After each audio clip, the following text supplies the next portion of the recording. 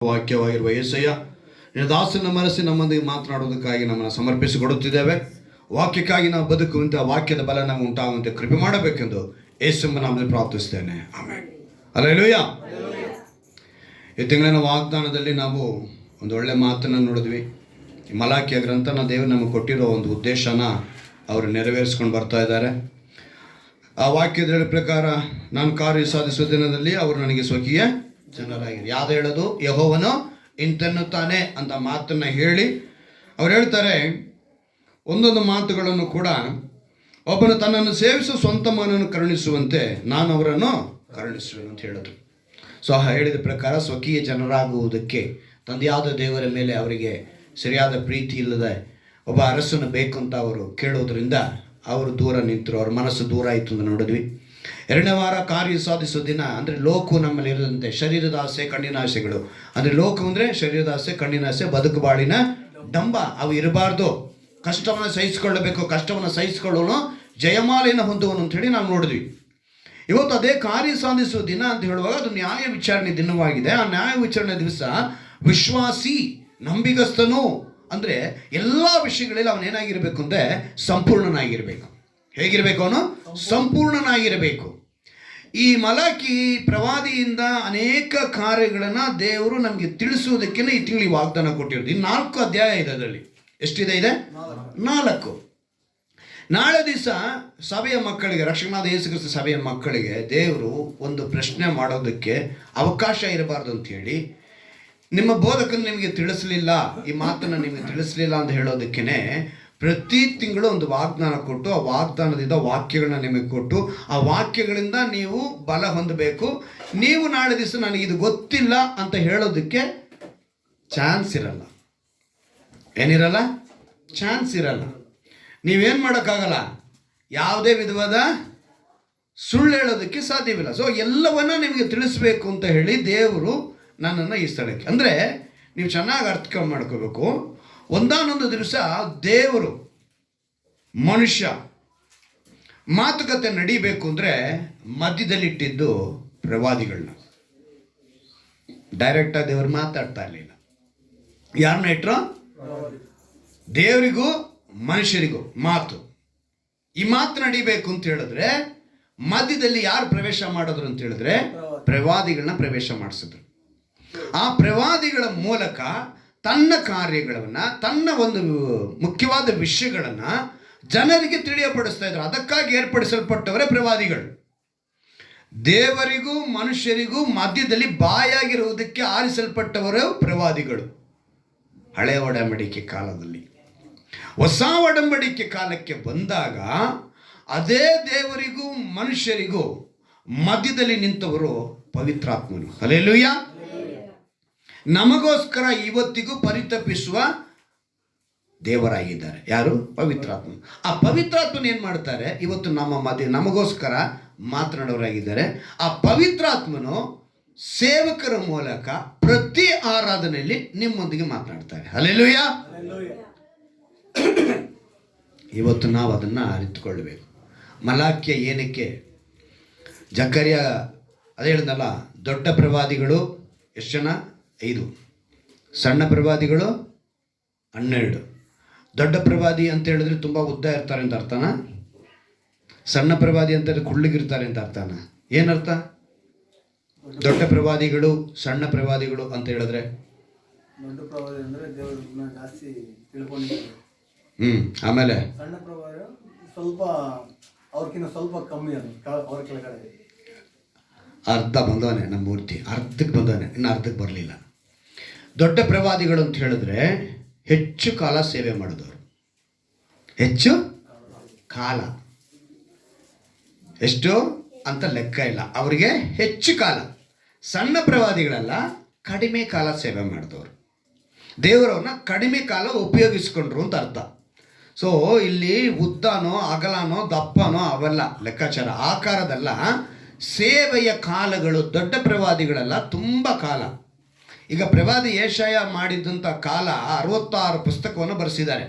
ಅದು ಒಡಂಬಡಿಕೆಗೆ ಗುರುತಾಗಿ, ಯಾವುದು ಹಳೆ ಒಡಂಬಡಿಕೆ ಹೊಸ ಒಡಂಬಡಿಕೆ ಗುರುತಾಗಿ ಸತ್ಯವೇದ 66 ಪುಸ್ತಕಗಳಿಂದ ಜೋಡಿಸಲ್ಪಟ್ಟಿದೆ. ಆ 66 ಪುಸ್ತಕಕ್ಕೆ ಗುರುತಾಗಿ ಪ್ರವಾದಿ ಯೆಶಾಯನ ಮೂಲಕ 66 ಅಧ್ಯಾಯಗಳನ್ನ ಬರೆಸಿದ್ದಾರೆ. ಹಾಗೆ ಹೆಜೆಲ್ಕನಲ್ಲಿ ಬರೆಸಿದ್ದಾರೆ, ಯೆರೆಮೀಯನಲ್ಲಿ ಬರೆಸಿದ್ದಾರೆ.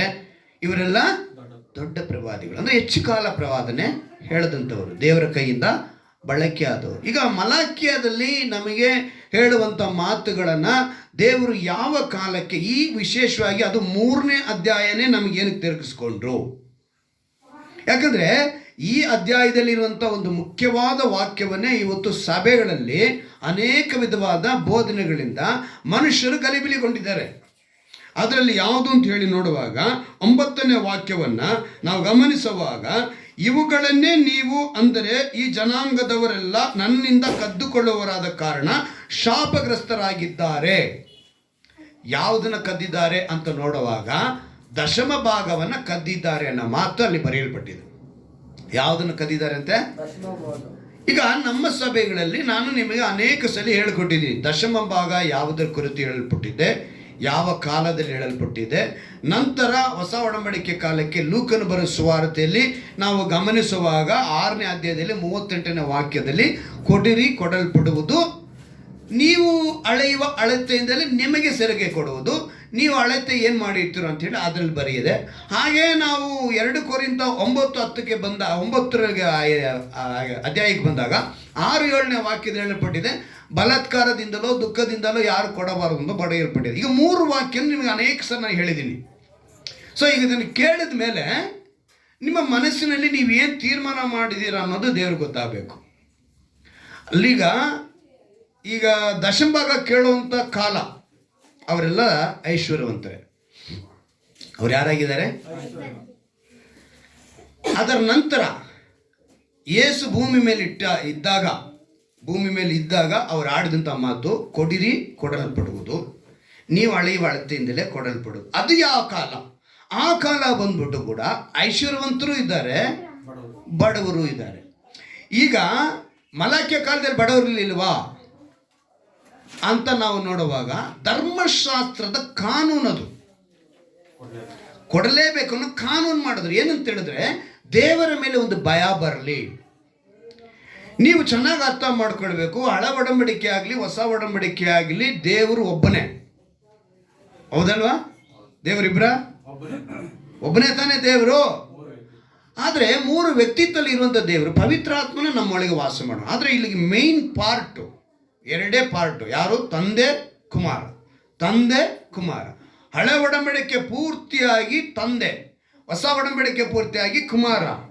ಅವಾಗ ಹೊಸ ಒಡಂಬಡಿಕೆಯ ಕುಮಾರನು ತಂದೆಯಾಗಿ ಇದ್ದಾಗ ಏನೇನು ಮಾಡ್ತಿದ್ರೋ ಅದನ್ನೆಲ್ಲ ಅಲ್ಲಿ ಬರೆಸಿ, ಅದು ಒಂದು ನೆರಳು. ಹೊಸ ಒಡಂಬಡಿಕೆ ನಿಜ, ಹಳೆ ಒಡಂಬಡಿಕೆ ಅನ್ನೋದು ನೆರಳು. ಯಾವಾಗಲೂ ನಮಗೆ ಮುಂದೆ ಬರೋದಕ್ಕೆ ಯಾವ ಕಾಲ, ಹಿಂದೆ ಬರೋಕ್ಕೆ ಯಾವ ಕಾಲ ಅಂತ ನೀವು ಲೈಟ್ಗಳನ್ನ ನೋಡಿದಾಗ ಗೊತ್ತಾಗುತ್ತೆ. ಸೂರ್ಯನ ಬೆಳಕಲ್ಲಿ ನೋಡೋಕ್ಕಾಗುತ್ತೆ. ಒಂದು ಸಮಯಕ್ಕೂ ಈ ನೆರಳು ಏನಾಗುತ್ತೆ, ನಮ್ಮ ಹಿಂದೆ ಇರುತ್ತೆ. ಹಾಗೆಯೇ ಹಳೆ ಒಡಂಬಡಿಕೆಯ ನೆರಳು ಅಲ್ಲಿತ್ತು. ಹೊಸ ಒಡಂಬಡಿಕೆ ಬಂದು ಅವರ ಕಾಲ ಮುಗಿದು ಹೋದ ಮೇಲೆ, ಅಂದರೆ ಈಗ ನಾವು ರಾತ್ರಿ ವೇಳೆ ನೋಡ್ತೀವಿ, ಒಂದು ಸಮಯ ನೆರಳು ಹಿಂದೆ ಇರುತ್ತೆ, ಇನ್ನೊಂದು ಸಮಯ ಮುಂದೆ ಇರುತ್ತೆ. ಅಂದರೆ ಆ ಕಾಲಗಳು ಬದಲಾಯಿತು. ಯೇಸು ಸತ್ತು ಉಣಲ್ಪಟ್ಟು ಜೀವಂತವಾಗಿ ಎದ್ದು 3ನೇ ಅವರ ಮೇಲೆ ಪರಲೋಕಕ್ಕೆ ಬಂದ ಮೇಲೆ ಹೇಗೆ ಮುಂದಕ್ಕೆ ಹೋಗ್ತಾ ಇದೆ ಆ ನೆರಳು, ಇದನ್ನು ಸರಿಯಾಗಿ ಅರ್ಥ ಮಾಡ್ಕೊಳ್ಬೇಕು ನಾವು. ಇದನ್ನು ಅರ್ಥ ಮಾಡಿಕೊಂಡು ಈ ಪುಸ್ತಕದಲ್ಲಿ ಬರೆದಿರುವಂಥ ವಿಷಯ, ಅದು ಯಾವ ಕಾಲ, ಅವರು ಶ್ರೀಮಂತರಾಗಿದ್ದರು, ಅವರಿಗೆ ಕಾನೂನಾಗಿ ಕೊಡಲ್ಪಡ್ತಾರೆ. ಕೊಟ್ಟಿಲ್ಲ ಅಂದರೆ ನಿಮಗೆ ಶಾಪಗ್ರಸ್ತರಾಗ್ತೀರಿ. ಯಾಕಂದರೆ ಜನ ಇಟ್ಕೊಂಡು ಕೊಡದಿರನೇ ಇದ್ರು. ಆ ದಿವಸದಲ್ಲಿ ಬಡವರು ತುಂಬ ಕಡಿಮೆ ಇದ್ದರು. ಅವ್ರಿಗೋಸ್ಕರ ಏನು ಹೇಳಿದ್ರು ದೇವರು, ಎಲ್ಲ ಇವಾಗ ಒಂದು ಬೆಳೆ ಬೆಳೆದಿದ್ದೀರಾ, ಬೆಳೆದ ಮೇಲೆ ಕೊನೆ ಭಾಗದನ್ನು ಬಿಟ್ಟುಬಿಡಿ. ಯಾರಿಗೆ? ಬಡವ್ರಿಗೋಸ್ಕರ. ಸೊ ಶ್ರೀಮಂತರು ಅಧಿಕವಾಗಿದ್ದರು, ಬಡವರು ಕಡಿಮೆ ಇದ್ದರು. ಒಂದು ಕಾಲ ಬರ್ತಿದ್ದಂಗೆ ಶತ್ರು ಅವ್ರ ಮೇಲೆ ಜಾಸ್ತಿ ಮಾಡಿ ಅವನೇನು ಮಾಡ್ದ, ಅನೇಕ ಬಡವರು ಆರಂಭ. ಅದು ಹೊಸ ಒಡಂಬಡಿಕೆ ಕಾಲಕ್ಕೆ ಬಂದಾಗ ದೇವರು ಹೇಳ್ತಾರೆ, ಕೊಡ್ರಿ, ಅಭ್ಯಾಸ ಇಟ್ಕೊಳ್ಳಿ ಅಂತೇಳಿ ಹೇಳಿದ್ರು. ನಂತರ ಇನ್ನೊಂದು ಕಾಲ ಬಂತು, ಏನಂದರೆ ನಮಗೆ ಇಲ್ಲ. ಈಗ ಒಂದು ಉದಾಹರಣೆ, ನನ್ನ ಹತ್ರ 20,000 ಸಂಬಳ ನಾನು ತಗೊಳ್ತೀನಿ ಅಂತ ಹೇಳಿದ್ರೆ, ನನಗೆ 20,000 ಸಂಬಳನೂ ನನ್ನ ಕುಟುಂಬಕ್ಕೆ ಸಾಲದೆ ನನ್ನ ಪರಿಸ್ಥಿತಿಯಲ್ಲಿ ಇದೆ. ಇದರಲ್ಲಿ ನಾನು ದಶಮ ಭಾಗ ಕೊಡಬೇಕು ಅಂತ ನಾನು ಮನಸ್ಸು ಮಾಡ್ತೀನಿ. 1,000 ಎತ್ತಿಟ್ಟೆ. ಎಷ್ಟು? 2,000 ಎತ್ತಿಟ್ಟೆ. ಈಗ 10,000ಕ್ಕೆ ಎಷ್ಟು? ಅವಾಗ 20,000ಕ್ಕೆ 2,000 ಎತ್ತಿಟ್ಟಿದ್ದೀನಿ. 18,000 ನನ್ನ ಕುಟುಂಬಕ್ಕೆ ಖರ್ಚು ಮಾಡಿದ್ದೀನಿ. ದಿಢೀರಂತ ನಮ್ಮ ಮನೇಲಿ ಒಬ್ಬರು ಹಾಸ್ಪಿಟ್ಲಲ್ಲಿ ಅಡ್ಮಿಟ್ ಆದರು. ದಶಮ ಭಾಗ ಕೊಡೋದಾ ಹಾಸ್ಪಿಟ್ಲಿಗೆ ಹೋಗೋದಾ ಪ್ರಶ್ನೆ. ಏನು ಮಾಡ್ತೀವಿ? ಈಗ ನಾವು ನಿನ್ನ ಹಾಸ್ಪಿಟ್ಲಿಗೆ ಹೋಗಲಿಲ್ಲ, ನಿನ್ನ ಮನೆಯವರು ಸತ್ತೋದ್ರೂ ಪರವಾಗಿಲ್ಲ, ನನಗೆ ತೊಗೊಂಬಂದು ನಿನ್ನ ದಶಮ ಭಾಗ ಕೊಡಲೇಬೇಕು ಅಂತ ಹೇಳಿದ್ರೆ ದೇವರೇನಾಗ್ತಾರೆ? ಸ್ವಾರ್ಥಿ ಆಗ್ತಾರೆ. ದೇವರೇನಾಗ್ತಾರೆ? ಅವಾಗ ಹಳೆ ಒಡಂಬಡಿಕೆಯಲ್ಲಿ ದೇವರು ಸ್ವಾರ್ಥಿನ ಪ್ರಶ್ನೆ ಬರಬೇಕಲ್ವಾ? ಯಾಕಂದ್ರೆ ನೀನು ಕೊಟ್ಟಿಲ್ಲ ಅಂದರೆ ಶಾಪಗ್ರಸ್ತನಾಗಿದ್ದಿಂದ ಹಳೆ ಒಡಂಬಡಿಕೆಯಲ್ಲಿ ಹೇಳಿದ್ರಲ್ಲ. ಅದನ್ನೇ ಸರಿಯಾದ ಕಾಲಗಳನ್ನ ತಿಳ್ಕೊಳ್ಬೇಕು. ಈಗ ಪ್ರತಿಯೊಂದು ಕಾಲನೂ ಒಂದೇ ರೀತಿ ಅಂದುಕೊಳ್ಳದ ಹಾಗೆ ಆ ಕಾಲಕ್ಕೆ ಕೊಟ್ಟಿದ್ದನ್ನ ದೇವರು ಹೇಳಿ ಹೊಸ ಒಡಂಬಡಿಕೆ ಕಾಲಕ್ಕೆ ಬಂದಾಗ ನಂತರ ನಾವು ಕೊರಿಂಥ ಪಟ್ಟಣಕ್ಕೆ ಪೌಲನು ಬರೆಯುವಾಗ ಇದೆಲ್ಲವೂ ಕೂಡ ಪರಿಶುದ್ಧಾತ್ಮನೇ ಬರೆಸಿರೋದು. ಯಾರು ಸಪರೇಟಾಗಿ ನನ್ನ ನಾಲೆಜು ನಿನ್ನ ನಾಲೆಜು ಅವ್ರ ನಾಲೆಜು ಅನ್ನೋದಲ್ಲ. ಇಲ್ಲಿ ಎಲ್ಲವೂ ಕೂಡ ಯಾರಿಂದ ಬರೆಸಲ್ಪಟ್ಟಿದೆ? ದೇವರಿಂದನೇ ಬರೆಸಲ್ಪಟ್ಟಿದೆ. ಆ ಕಾಲಕ್ಕೆ ಅದು ಬೇಕಾಗಿತ್ತು, ಅದನ್ನು ಬರೆಸಿದ್ರು. ಹೊಸ ಒಡಂಬಡಿಕೆ ಕಾಲ ತಾನು ಬದುಕಿದ್ದ ಕಾಲಕ್ಕೆ ಏನು ಬರೆಸಬೇಕೋ ಅದನ್ನು ಬರೆಸಿದ್ರು. ಅವ್ರು ಸತ್ತ ನಂತರ ಪೌಲನ ಮೂಲಕ ಏನು ಬರೆಸಬೇಕೋ ಅದನ್ನು ಬರೆಸಿದ್ದಾರೆ. ಇವಾಗ ಇದು 3 ಬರೆದ ಮೇಲೆ ಈ ವಾಕ್ಯಗಳಲ್ಲಿ ಒಂದು ಸಮತೋಲನ ಇರಬೇಕು, ಬ್ಯಾಲೆನ್ಸಿಂಗ್ ಇರಬೇಕು. ಹಳೆ ಒಡಂಬಡಿಕೆನೂ ನಮ್ಗೆ ಅವಶ್ಯಕತೆನೇ, ಅದನ್ನು ಬಿಟ್ಟಾಕಕ್ಕಾಗತ್ತಾ ನಾವು? ನೆರಳು ನಮಗೆ ಬೇಕು, ಅದು ನೆರಳು, ಆ ನಿಜಕ್ಕೆ ಅದು ಬೇಕು. ಹಳೆ ಒಡಂಬಡಿಕೆ ಬಿಟ್ಟು ಕೊಡೋ ಹಾಗಿಲ್ಲ. ಸೊ ದಶಮ ಭಾಗನೂ ಬೇಕು, ಈ ಕಡೆ ಕೊಡವೂ ಬೇಕು, ಬಲಾತ್ಕಾರದಿಂದನೂ ಕೊಡಬಾರದು. 3 ಸಮತೋಲನ ಮಾಡಬೇಕು. ನಾವೇನು ಮಾಡ್ತೀವಿ? ಕೆಲವೊಂದು ಪಾಯಿಂಟ್ಗಳನ್ನ ನಮಗೆ ತಕ್ಕನ ಹಾಗೆ, ನಮ್ಮ ಅನುಕೂಲಕ್ಕೆ ತಕ್ಕ ಹಾಗೆ ದೇವರ ವಾಕ್ಯವನ್ನು ಬಳಸ್ಕೊಳ್ತಾ ಇದ್ದೀವಿ.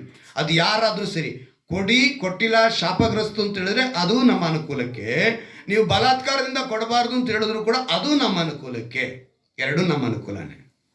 ಈಗ ಒಂದು ಪಾಸ್ಟರು ನೀವು ಬಲಾತ್ಕಾರ ಕೊಡಬೇಕಾಗಿಲ್ಲ ಅಂತೇಳಿ ನೀವು ಕೊಡದೇನೇ ಹೋದರೆ ಏನಾಗುತ್ತೆ? ಈಗ ಒಂದು ಪಾಸ್ಟರ್ ಹೇಳ್ತಾರೆ ನೀವು ಕೊಟ್ಟಿಲ್ಲ ಅಂದರೆ ಶಾಪಗ್ರಸ್ತರಾಗಿರಿ ಅಂತ ಹೇಳ್ತಾರೆ. ಇವಾಗ ಇದನ್ನೇನಾಗುತ್ತೆ?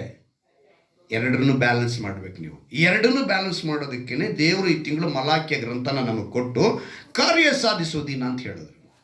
ಯಾವ ದಿನ ಅಂತ ಹೇಳಿದ್ರು? ಅದು ನ್ಯಾಯ ವಿಚಾರಣೆ ದಿನ. ಆ ನ್ಯಾಯ ವಿಚಾರಣೆ ದಿವಸ ಮೋಸಸ್ ನಿನ್ನ ಕೊಡಲ್ಪಟ್ಟಂಥ ರಕ್ಷಣಾದ ಯೇಸುಕ್ರಿಸ್ತ ಸಭೆ ಮಕ್ಕಳಿಗೆ ಏನಂತ ಹೇಳಿಕೊಟ್ಟೆ?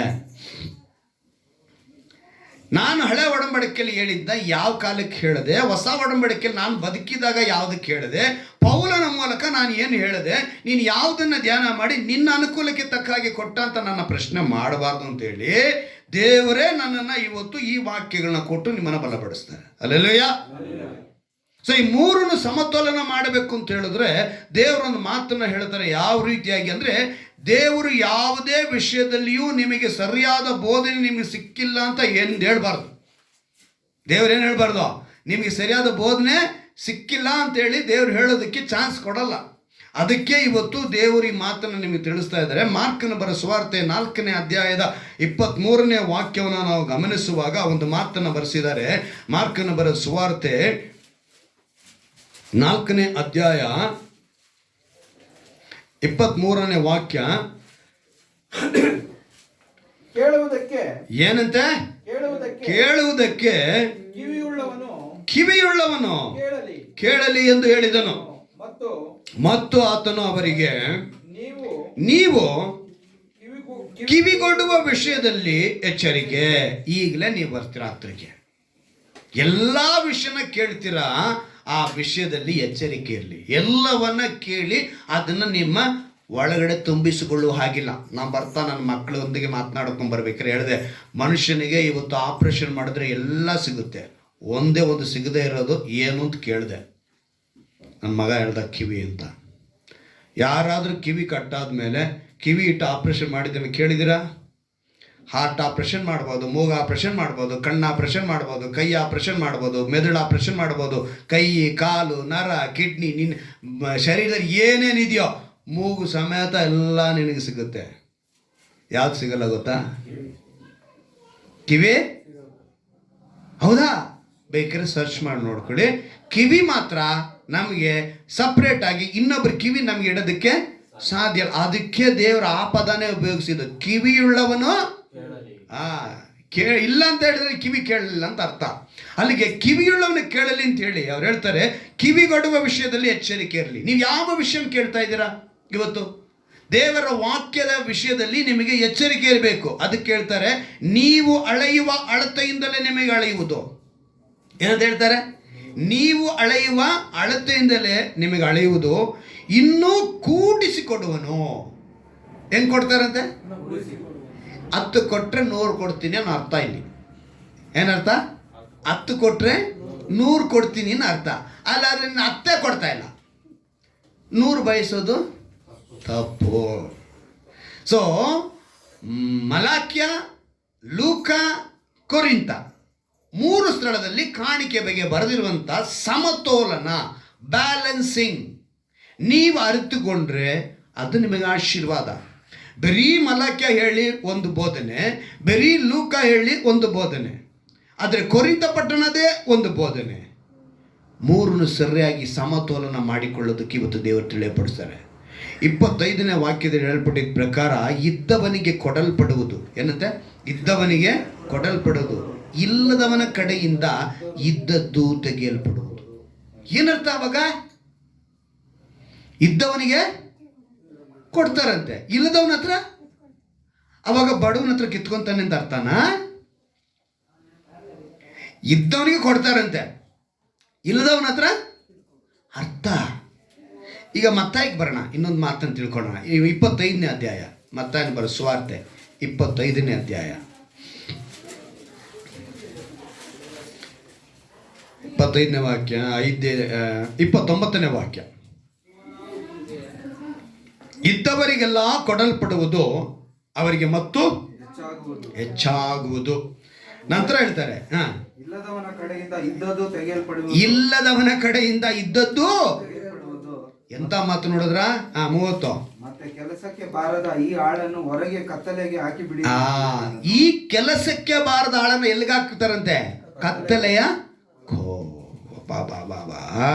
ಅಂದ್ರೆ ಕತ್ತಲೆಗೆ ಹಾಕಿ ಬಿಡಿರಿ ಎಂದು ಹೇಳಿದನು. ಅಲ್ಲಿ ಗೋಳಾಟವು, ಕಟಕಟನೆ, ಅಲ್ಲಿ ಕಳೆಯೋಣವು ಇರುವವು ಅಂತ ಹೇಳಿದ್ರು. ಈಗ ಇದ್ದವನಿಗೆ ಕೊಡ್ತಾರಂತೆ, ಇಲ್ಲದವನ ಹತ್ರ 2 ಕಡೆನೂ ಬರ್ಸಿದ್ದಾರೆ. ಏನಕ್ಕೆ ಬರ್ಸಿದ್ದಾರೆ? ಯಾರು ಇದ್ದವನು? ಇದ್ದವನಿಗೆ ಹೆಚ್ಚಾಗಿ ಕೊಟ್ಟಿದ್ದು ಯಾಕೆ ತಿಳ್ಕೋಬೇಕು ನಾವು. ಅದನ್ನೇ ಆ ಕಾಲದಲ್ಲಿ ಮಲಾಕ್ಯನ ಮೂಲಕ ಅವ್ರಿಗೆ ಎಚ್ಚರಿಸಲ್ಪಟ್ಟಿತ್ತು. ಮಲಾಕ್ಯನ ಮೂಲಕ ಇದ್ದವನಿಗೆ ಇನ್ನೂ ಹೆಚ್ಚಾಗಿ ಕೊಡಲ್ಪಡ್ತು. ಅವನ ಹತ್ರನೇ ಇಲ್ಲದೆ ಇರೋದನ್ನ ಇನ್ನೂ ಹೆಚ್ಚಾಗಿ ಕೇಳಲ್ಪಡುತ್ತೆ. ಬಡವನ ಹತ್ರ ಬರಲ್ಲ ಅದು. ಆ ಪಾಯಿಂಟ್ ಯಾರ ಹತ್ರ ಬರಲ್ಲ? ಅದು ಬಡವನ ಹತ್ರ ಬರಲ್ಲ. ಅವನಿಗಿತ್ತು ಹಣ, ಅವನು ಕೊಡ್ತಾನೆ ಇದ್ದಾರೆ. ಅವನ ಹತ್ರ ಇಲ್ಲ, ಕೊಡದೇ ಇರೋ ಗುಣ. ಅವನ ಹತ್ರ ಏನಿಲ್ಲ, ಕೊಡದೇ ಇರೋ ಗುಣ ಇಲ್ಲ, ಸಹಾಯ ಮಾಡೋ ಗುಣ ಇಲ್ಲ, ದಾನ ಧರ್ಮ ಮಾಡೋ ಗುಣ ಇಲ್ಲ, ಅವನು ದೇವರ ರಾಜ್ಯವನ್ನು ಕಟ್ಟುವುದಕ್ಕಾಗಿ ಪ್ರಯಾಸ ಪಡ್ತಾ ಇಲ್ಲ. ಆಗ ಅವನ ಹತ್ರ ಹೆಚ್ಚಾಗಿ ಕೇಳಲ್ಪಡುತ್ತೆ, ಲೆಕ್ಕ ಕೇಳಲ್ಪಡುತ್ತೆ, ಹೆಚ್ಚಾಗಿ ಅವನು ಹೇಳಬೇಕು. ಈಗ ನೀವು ದೇವರ ಬಳಿ ನಿಂತಿರುವಾಗ ನ್ಯಾಯ ವಿಚಾರಣೆ ದಿವಸದಲ್ಲಿ ನೀವು ಇದನ್ನು ಅರಿತುಕೊಳ್ಳಬೇಕು. ಅದಕ್ಕೆ ಇದ್ದವನಿಗೆ ಇನ್ನೂ ಹೆಚ್ಚಾಗಿ ಕೊಡ್ತಾರೆ, ಇಲ್ಲದವನ ಕಡೆಯಿಂದ ಅದನ್ನ ಅಲ್ಲಿ ಬ್ಯಾಲೆನ್ಸ್ ಬರಬೇಕು. ಅವನು 2 ವಿಷಯದಲ್ಲೂ ಬ್ಯಾಲೆನ್ಸಿಂಗ್ ಆಗಿರಬೇಕು ಅಂತ ದೇವರ ಉದ್ದೇಶ. ಅದಕ್ಕೆ ಗುರುತಾಗಿ ಪೌಲನ ಮೂಲಕ 2 ಕೊರಿಂಥದಲ್ಲಿ 8ನೇ ಅಧ್ಯಾಯದಲ್ಲಿ ಒಂದು ಮಾತನ್ನು ಬರೆಸ್ತಾರೆ. ಯಾಕಂದ್ರೆ ಪೌಲನು 9ನೇ ಅಧ್ಯಾಯದಲ್ಲಿ ಆ ಮಾತನ್ನು ಹೇಳೋದಕ್ಕೆ ಮುಂಚೆ ಈ ಮಾತನ್ನು ಅವನು ಹೇಳಿ ತೋರಿಸ್ತಾನೆ ಎಲ್ಲ ಜನಗಳಿಗೂ. ಕೊರಿಂಥ ಪಟ್ಟಣಕ್ಕೆ 8ನೇ ಅಧ್ಯಾಯದಲ್ಲಿ 1ನೇ ವಾಕ್ಯ ಓದ್ತೀನಿ ಕೇಳಿ. ಸಹೋದರರೇ, ಮೆಕದೋನ್ಯದ ಸಭೆಗಳಲ್ಲಿ ದೇವರ ಕೃಪೆಯು ತೋರಿದ ಬಗೆಯನ್ನು ನಿಮಗೆ ತಿಳಿಸುತ್ತೇವೆ. ಆ ಸಭೆಗಳವರು ಬಹಳ ಹಿಂಸೆ ತಾಳುವವರಾದರು. ಏನು ತಾಳ್ತಾ ಇದ್ರು ಅಂದ್ರೆ ಅವರು ಹಿಂಸೆಯನ್ನು ತಾಳುವವರಾದರು ಮತ್ತು ವಿಪರೀತವಾದ ಬಡತನದಲ್ಲಿದ್ದರು. ಏನಂತೆ ಅವರು? ವಿಪರೀತವಾದ ಬಡತನದಲ್ಲಿದ್ದರು. ಅವ್ರು ಹೇಳ್ತಾರೆ, ಬಹು ಆನಂದದಿಂದ ತುಂಬಿದವರಾಗಿ ಅತ್ಯಂತ ಔದಾರ್ಯವುಳ್ಳವರಾದರು. ಹೆಂಗಿದ್ರಂತೆ ಅವರು? ಅತ್ಯಂತ ಔದಾರ್ಯ ಅಂದರೆ ಅವರಿಗೆ ಧಾರಾಳವಾದ ಮನಸ್ಸಿತ್ತು. ಅವರು ಶಕ್ತಾನುಸಾರವಾಗಿ ಮಾತ್ರ ಕೊಡದೆ ಶಕ್ತಿಯನ್ನು ಮೀರಿ ತಮ್ಮಷ್ಟಕ್ಕೆ ತಾವೇ ಕೊಟ್ಟರು. ಇಲ್ಲಿ ಯಾರು ಎಂಟ್ರಿ ಆಗ್ತಿಲ್ಲ? ಪಾಸ್ಟರ್ ಎಂಟ್ರಿ ಆಗ್ತಿಲ್ಲ. ಅರ್ಥ ಮಾಡ್ಕೊಳ್ಳಿ, ನಿಮಗೆ ಕೊಡಲ್ಪಟ್ಟಂಥ ಆಶೀರ್ವಾದ, ಐಶ್ವರ್ಯ ಏನಕ್ಕೆ ಅಂತ ಹೇಳಿದ್ರೆ ಅದು ಕೊಡುವುದಕ್ಕಾಗಿ. ಇಲ್ಲಿ ಬಡತನದಲ್ಲಿದ್ದಂಥ ಮೆಕೆದೋನ್ಯ ಸಭೆ ಹೆಂಗಿತ್ತಂದ್ರೆ ಅವರು ಹಿಂಸೆನ ತಾಳ್ಕೊಳ್ತಾ ಇದ್ದಾರೆ, ಅವ್ರ ಶಕ್ತಿನ ಮೀರಿ ಏನು ಕೊಡ್ತಿದ್ದಾರೆ? ಇಲ್ಲಿ ಬಲವಂತ ಇಲ್ಲ. ಏನಿಲ್ಲ? ಬಲವಂತ ಇಲ್ಲ. ಕೊಡಿರಿ ಕೊಡಲ್ಪಡೋನ ವಾಕ್ಯ ನೆರವೇರ್ತಾ ಇದೆ. ಅವರು ಬಡತನದಲ್ಲಿದ್ದರು, ಅವ್ರೇನು ಮಾಡ್ತಾ ಇದ್ದಾರೆ? ಕೊಡ್ತಾರೆ. ಅವಾಗ ಅವನಿಗಿನ್ನೂ ಕೊಡಲ್ಪಡುತ್ತೆ. ಅವನಿಗೇನಾಗುತ್ತೆ? ಇರುವವನಿಗೆ ಇನ್ನೂ ಕೊಡಲ್ಪಡ. ಅವನಿಗೆ ಬಡತನದಿಂದ ನಾವು 10 ರೂಪಾಯಿ ಇದೆ, ಆ 10 ರೂಪಾಯಿ ನಾನು ಕೊಡೋಕೆ ಇಷ್ಟಪಡ್ತಿದ್ದಾನೆ ಅಂದರೆ ಅವನಿಗಿನ್ನೂ ಹೆಚ್ಚಾಗಿ ಕೊಡ್ತಾರೆ. ಹಲ್ಲೆಲೂಯಾ. ಇದು ಅರ್ಥ. ಈ ಅರ್ಥನ ಮಾಡಿಕೊಳ್ಳದೆ ಹೋದರೆ ನಾವು ನ್ಯಾಯ ವಿಚಾರಣೆಯ ದಿವಸದಲ್ಲಿ, ಕಾರ್ಯ ಸಾಧಿಸುವ ದಿನದಲ್ಲಿ ಕೈ ಕಟ್ಕೊಂಡು ಹೌದು ದೇವರೇ ನಾನು ತಪ್ಪು ಮಾಡಿದ್ದೀನಿ ಅಂತ ಹೇಳಿ ಎಲ್ಲಿ ಕಳಿಸ್ತಾರೆ? ಕತ್ತಲೆ. ಹಲ್ಲು ಕಡಿಯೋಣ ಅಲ್ಲಿಗೆ ಕಳಿಸ್ತಾರೆ. ಸೊ ದೇವರು ಸಂಪೂರ್ಣವಾಗಿ ನೀವು ಇರಬೇಕು ಅಂತ ಬಯಸ್ತಾರೆ. ಹಲ್ಲೆಲೂಯಾ. ಈಗ ಐಶ್ವರ್ಯ ನಮ್ಮ ಹತ್ರ ಬಂದಿದೆ. ಈ ಐಶ್ವರ್ಯ ಅಂದರೆ ಈ ಐಶ್ವರ್ಯ ಆಶೀರ್ವಿಸಲ್ಪಟ್ಟವರು. ದೇವರ ರಾಜ್ಯಕ್ಕಾಗಿ ನೀವು ಹೇಗೆ ಪ್ರಯೋಜನವಾಗಿದ್ದೀರಾ?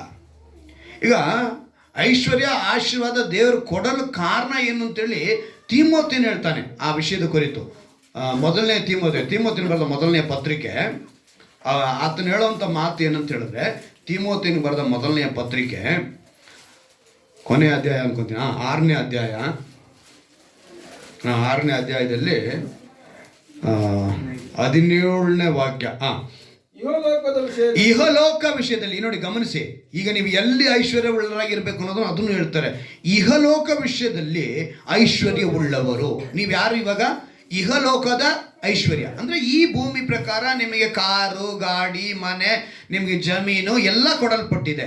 ಇದರಲ್ಲಿ ನಿಮಗೆ ಏನು ಬರಬಾರ್ದಂತೆ? ಅಹಂಕಾರಿಗಳಾಗಬಾರ್ದು. ಏನಾಗಬಾರ್ದು? ನೀವು ಅಹಂಕಾರಿಗಳಾಗಿರದೆ ಅಸ್ಥಿರವಾದ ಐಶ್ವರ್ಯ. ಅಂದರೆ ಈ ಐಶ್ವರ್ಯ ಸ್ಥಿರವಾಗಿರುವಂಥದ್ದಲ್ಲ.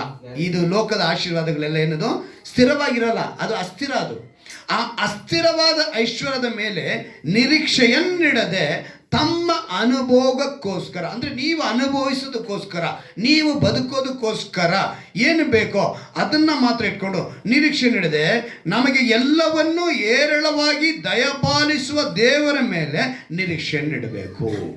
ಅವರ ಮೇಲೆ ನಿರೀಕ್ಷೆ ಇಡಬೇಕು. ನಂತರ ಹೇಳ್ತಾರೆ, ವಾಸ್ತವವಾದ ಜೀವವನ್ನು ಹೊಂದುವುದಕ್ಕೋಸ್ಕರ ಅವರು ಒಳ್ಳೆಯದನ್ನು ಮಾಡುವವರು, ಸತ್ಕಾರ್ಯಗಳಲ್ಲಿ ಐಶ್ವರ್ಯವಂತರು, ದಾನ ಧರ್ಮಗಳನ್ನು ಮಾಡುವವರು, ಪರೋಪಕಾರ ಮಾಡುವವರು ಆಗಿದ್ದು ಮುಂದಿನ ಕಾಲಕ್ಕೆ ಒಳ್ಳೆ ಅಸ್ಥಿವಾರವಾಗುವಂಥವುಗಳನ್ನು ತಮಗೆ ಇಟ್ಟುಕೊಳ್ಳಬೇಕೆಂತಲೂ ಅವರಿಗೆ ಆಜ್ಞಾಪಿಸೋ. ಇಲ್ಲಿ ಮತ್ತೆ ಆಜ್ಞಾಪನೆ. ಅಲ್ಲಿ ಮಲಾಖಿನಲ್ಲಿ ಒಂದು ಆಜ್ಞಾಪನೆ ಬಂತು, ನೀನು ಕೊಟ್ಟಿಲ್ಲ ಅಂದರೆ ನೀನೇನಾಗ್ತೀಯ? ಶಾಪಗ್ರಸ್ತನಾಗ್ತೀಯ ಅಂತ. ಇಲ್ಲಿ ಕೊಟ್ಟಿರೋ ವಿಷಯಕ್ಕೆ ದೇವರು ಏನು ಹೇಳ್ಕೊಡ್ತಿದ್ದಾರೆ? ನೀನೇನು ಮಾಡಬೇಕು? ಸಕಲ ಸತ್ಕಾರ್ಯ ವಿಷಯಗಳಲ್ಲಿ ನೀನೇನಾಗು, ದಾನ ಧರ್ಮ ಮಾಡೋದ್ರಲ್ಲಿ, ಮಹೋಪಕಾರ ಮಾಡೋದ್ರಲ್ಲಿ ನೀನು ಮುಂದೆ ಇರಬೇಕು. ದೇವರು ಹೇಳ್ಕೊಡ್ತಿದ್ದಾರೆ, ನೀನು ಮುಂದೆ ಇರಬೇಕು. ಹೇಗಿರಬೇಕು? ಅಸ್ಥಿವಾರ. ನಾನು ಕಳೆದ ವಾರದಲ್ಲಿ ನೋಡಿದ್ವಲ್ಲ, ಯಾವ ಅಸ್ಥಿವಾರ? ಕ್ರಿಸ್ತನೆಂಬ ಅಸ್ಥಿವಾರ. ಆ ಅಸ್ಥಿವಾರನೇ ಕಾರ್ಯ ಸಾಧಿಸುವ ದಿನದಲ್ಲಿ ಈಗ ಕ್ರಿಸ್ತನ್ ಹೇಗೆ ಬದುಕಿದನೋ ಹಾಗೆ ನೀವು ಬದುಕಬೇಕೆಂಬುದನ್ನು ಇಲ್ಲಿ ಹೇಳ್ಕೊಡ್ತಿದ್ದಾರೆ. ಅಲ್ಲಿ ಒಳ್ಳೆ ಅಸ್ಥಿವಾರ ನಮಗೆ ಬೇಕಾಗಿದೆ. ಕಾರ್ಯ ಸಾಧಿಸುವ ದಿನ. ದೇವರು ಯಾವತ್ತೂ ಇಲ್ಲದನ್ನು ಕೇಳೋದಿಲ್ಲ. ನಿಮ್ಮ ಹತ್ರ ಇಲ್ಲದೆ ಇದ್ದಾಗ ಅವ್ರು ಸ್ವಾರ್ಥಿ ಅಲ್ಲ. ಚೆನ್ನಾಗಿ ಅರ್ಥ ಮಾಡ್ಕೊಳ್ಳಿ. ದೇವರು ಸ್ವಾರ್ಥಿ ಅಲ್ಲ. ದೇವರು ಏನಾಗಿದ್ದಾರೆ? ಅವರು 8ನೇ ಅಧ್ಯಾಯ ನೋಡಿ, ಆ ಕೊರಿಂಥದವರೆಗೇನೆ 2 ಕೊರಿಂಥದಲ್ಲಿ 8ನೇ ಅಧ್ಯಾಯದಲ್ಲಿ ಒಂದು ಮಾತು ಬರೆಸಲ್ಪಟ್ಟಿದೆ. 12ನೇ ವಾಕ್ಯದಲ್ಲಿ ಈಗ ಗಮನಿಸಿ ಹೇಗೆ ಹೇಳ್ತಾರೆ ದೇವರು ಅನ್ನೋದನ್ನ ಮಾತನ್ನು ಗಮನಿಸಿ. ಅಲ್ಲಿ 12ನೇ ವಾಕ್ಯದಲ್ಲಿ, ಒಬ್ಬನು ಕೊಡುವುದಕ್ಕೆ ಮನಸ್ಸುಳ್ಳವನಾಗಿರುವಲ್ಲಿ ಅವನು ತನ್ನಲ್ಲಿ ಇರುವುದಕ್ಕೆ ಅನುಸಾರವಾಗಿ ಕೊಟ್ಟರೆ ಅದು ಸಮರ್ಪಕವಾಗಿರುವುದು. ಕೊಡಕ್ಕಿದೆ, ನಿನ್ನ ಮನಸ್ಸಿನ ಪ್ರಕಾರ ಕೊಡು. ಇಲ್ಲಿ ಮತ್ತೆ ಬಂತ ಮಾತು, ಬಲಾತ್ಕಾರದಿಂದ ಅಲ್ಲ, ದುಃಖದಿಂದ ಕೊಡಬೇಡ, ನಿನ್ನ ಮನಸ್ಸು ತಕ್ಕ. ಆದರೆ ನಿನಗೇನು ಕೊಟ್ಟಿದ್ದಾರೆ? ಐಶ್ವರ್ಯ ಕೊಟ್ಟಿದ್ದಾರೆ. ಗಮನದಲ್ಲಿ ಇಟ್ಕೊಳ್ಳಿ. ಸತ್ಯವೇದವನ್ನು ನಿಮ್ಮ ಅನುಕೂಲಕ್ಕೆ ತಕ್ಕ ಹಾಗೆ ಯಾವತ್ತೂ ಬಳಸಿಕೊಳ್ಳಬೇಡಿ. ವಾಕ್ಯವನ್ನು ನಮ್ಮ ಅನುಕೂಲಕ್ಕೆ ತಕ್ಕ ಬೋಧನೆಗಳು ಆ ರೀತಿ ಬಂದಿದೆ. ಆದರೆ ಇಲ್ಲಿ ನಿಮಗೆ ದೇವರು ಒಂದು ಒಳ್ಳೆ ಅಂಶವನ್ನು ನಿಮಗೆ ತಿಳಿಯಪಡಿಸ್ತಿದ್ದಾರೆ. ನೀವೇನು ಮಾಡಬೇಕು, ಆ ಐಶ್ವರ್ಯವನ್ನು ಯಾವ ರೀತಿ ಉಪಯೋಗಿಸ್ಕೊಳ್ಳಬೇಕು ಹೇಳ್ತಾರೆ. ಅವನು ತನ್ನಲ್ಲಿ ಇರುವುದಕ್ಕೆ ಅನುಸಾರವಾಗಿ ಕೊಟ್ಟಿರೋದು ಸಮರ್ಪ ಇದು. ಅವನಿಗೆ ಇಲ್ಲದನ್ನು ದೇವರು ಕೇಳಿಕೊಳ್ಳುವುದಿಲ್ಲ. ಅವನ ಹತ್ರ ಇಲ್ಲ, ದೇವರು ಕೇಳಿಕೊಳ್ಳಲ್ಲ. ಇರೋದನ್ನು ಕೇಳ್ತಾರೆ. ನಿನ್ನ ಹತ್ರ ಐಶ್ವರ್ಯ ಇದೆಯಾ, ನಿನ್ನ ಹತ್ರ ಏನಿದೆಯೋ ಅದನ್ನು ಕೇಳ್ತಾರೆ ಹೊರತು ಇಲ್ಲದನ್ನು ಕೇಳುವುದಕ್ಕೆ ಯೇಸು ಕ್ರಿಸ್ತನು ಸ್ವಾರ್ಥಿ ಅಲ್ಲ. ಅವರೇನಾಗಿದ್ದಾರೆ, ಧಾರಾಳವಾಗಿ ಕೊಡುವಂಥ ಶಕ್ತಿಯುಳ್ಳ ದೇವರಾಗಿದೆ. ಇವಾಗ ಅದನ್ನು ಅರ್ಥ ಮಾಡಿಕೊಂಡ್ರೆ ನೀವು ಮಲಾಕಿಯ ಗ್ರಂಥದಲ್ಲೂ, ಲೂಕನ ಬರೆದ ಸುವಾರ್ತೆಯಲ್ಲೂ, ಕೊರಿಂಥ ಪಟ್ಟಣಕ್ಕೆ ಬರೆದದಲ್ಲೂ ಅರ್ಥ, ಬ್ಯಾಲೆನ್ಸಿಂಗ್, ಸಮತೋಲನ ನೀವು ಕಂಡುಕೊಳ್ತೀರಾ.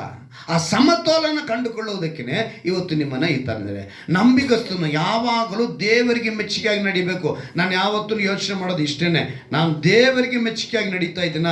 ಮನುಷ್ಯನ ಮೆಚ್ಚಿಸಬೇಕು ಅನ್ನೋ ಬೋಧನೆ ನಮಗೆ ಬೇಕಾಗಿಲ್ಲ. ಆದರೆ ಇವತ್ತು ಮನುಷ್ಯನ ಮೆಚ್ಚಿಸುವಂಥ ಬೋಧನೆಗಳು ಹೆಚ್ಚು. ಅದರಲ್ಲಿ ಹೇಳಲ್ಪಟ್ಟಿದೆ, 1 ಥೆಸಲೋನಿಕಯವರಿಗೆ 2ನೇ ಅಧ್ಯಾಯದಲ್ಲಿ 4ನೇ ವಾಕ್ಯದಲ್ಲಿ ಹೇಳಲ್ಪಟ್ಟಿದೆ, ಮನುಷ್ಯರನ್ನು ಮೆಚ್ಚಿಸಬೇಕೆನ್ನದೇ ಹೃದಯವನ್ನು ಪರಿಶೋಧಿಸುವ ದೇವರನ್ನೇ ಮೆಚ್ಚಿಸಬೇಕೆಂಬ ಮಾತಾಡುತ್ತೇವೆ. ಯಾವುದನ್ನ? 1 ಥೆಸಲೋನಿಕಯವರಿಗೆ 2ನೇ ಅಧ್ಯಾಯದಲ್ಲಿ 4ನೇ ವಾಕ್ಯದಲ್ಲಿ ಬರೆಯಲ್ಪಟ್ಟಿದೆ, ಮನುಷ್ಯರನ್ನು ಮೆಚ್ಚಿಸಬೇಕೆನ್ನದೇ ಹೃದಯವನ್ನು ಪರಿಶೋಧಿಸುವ.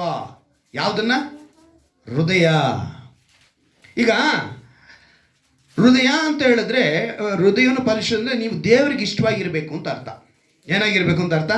ದೇವರಿಗೆ ಇಷ್ಟವಾಗಿರಬೇಕು.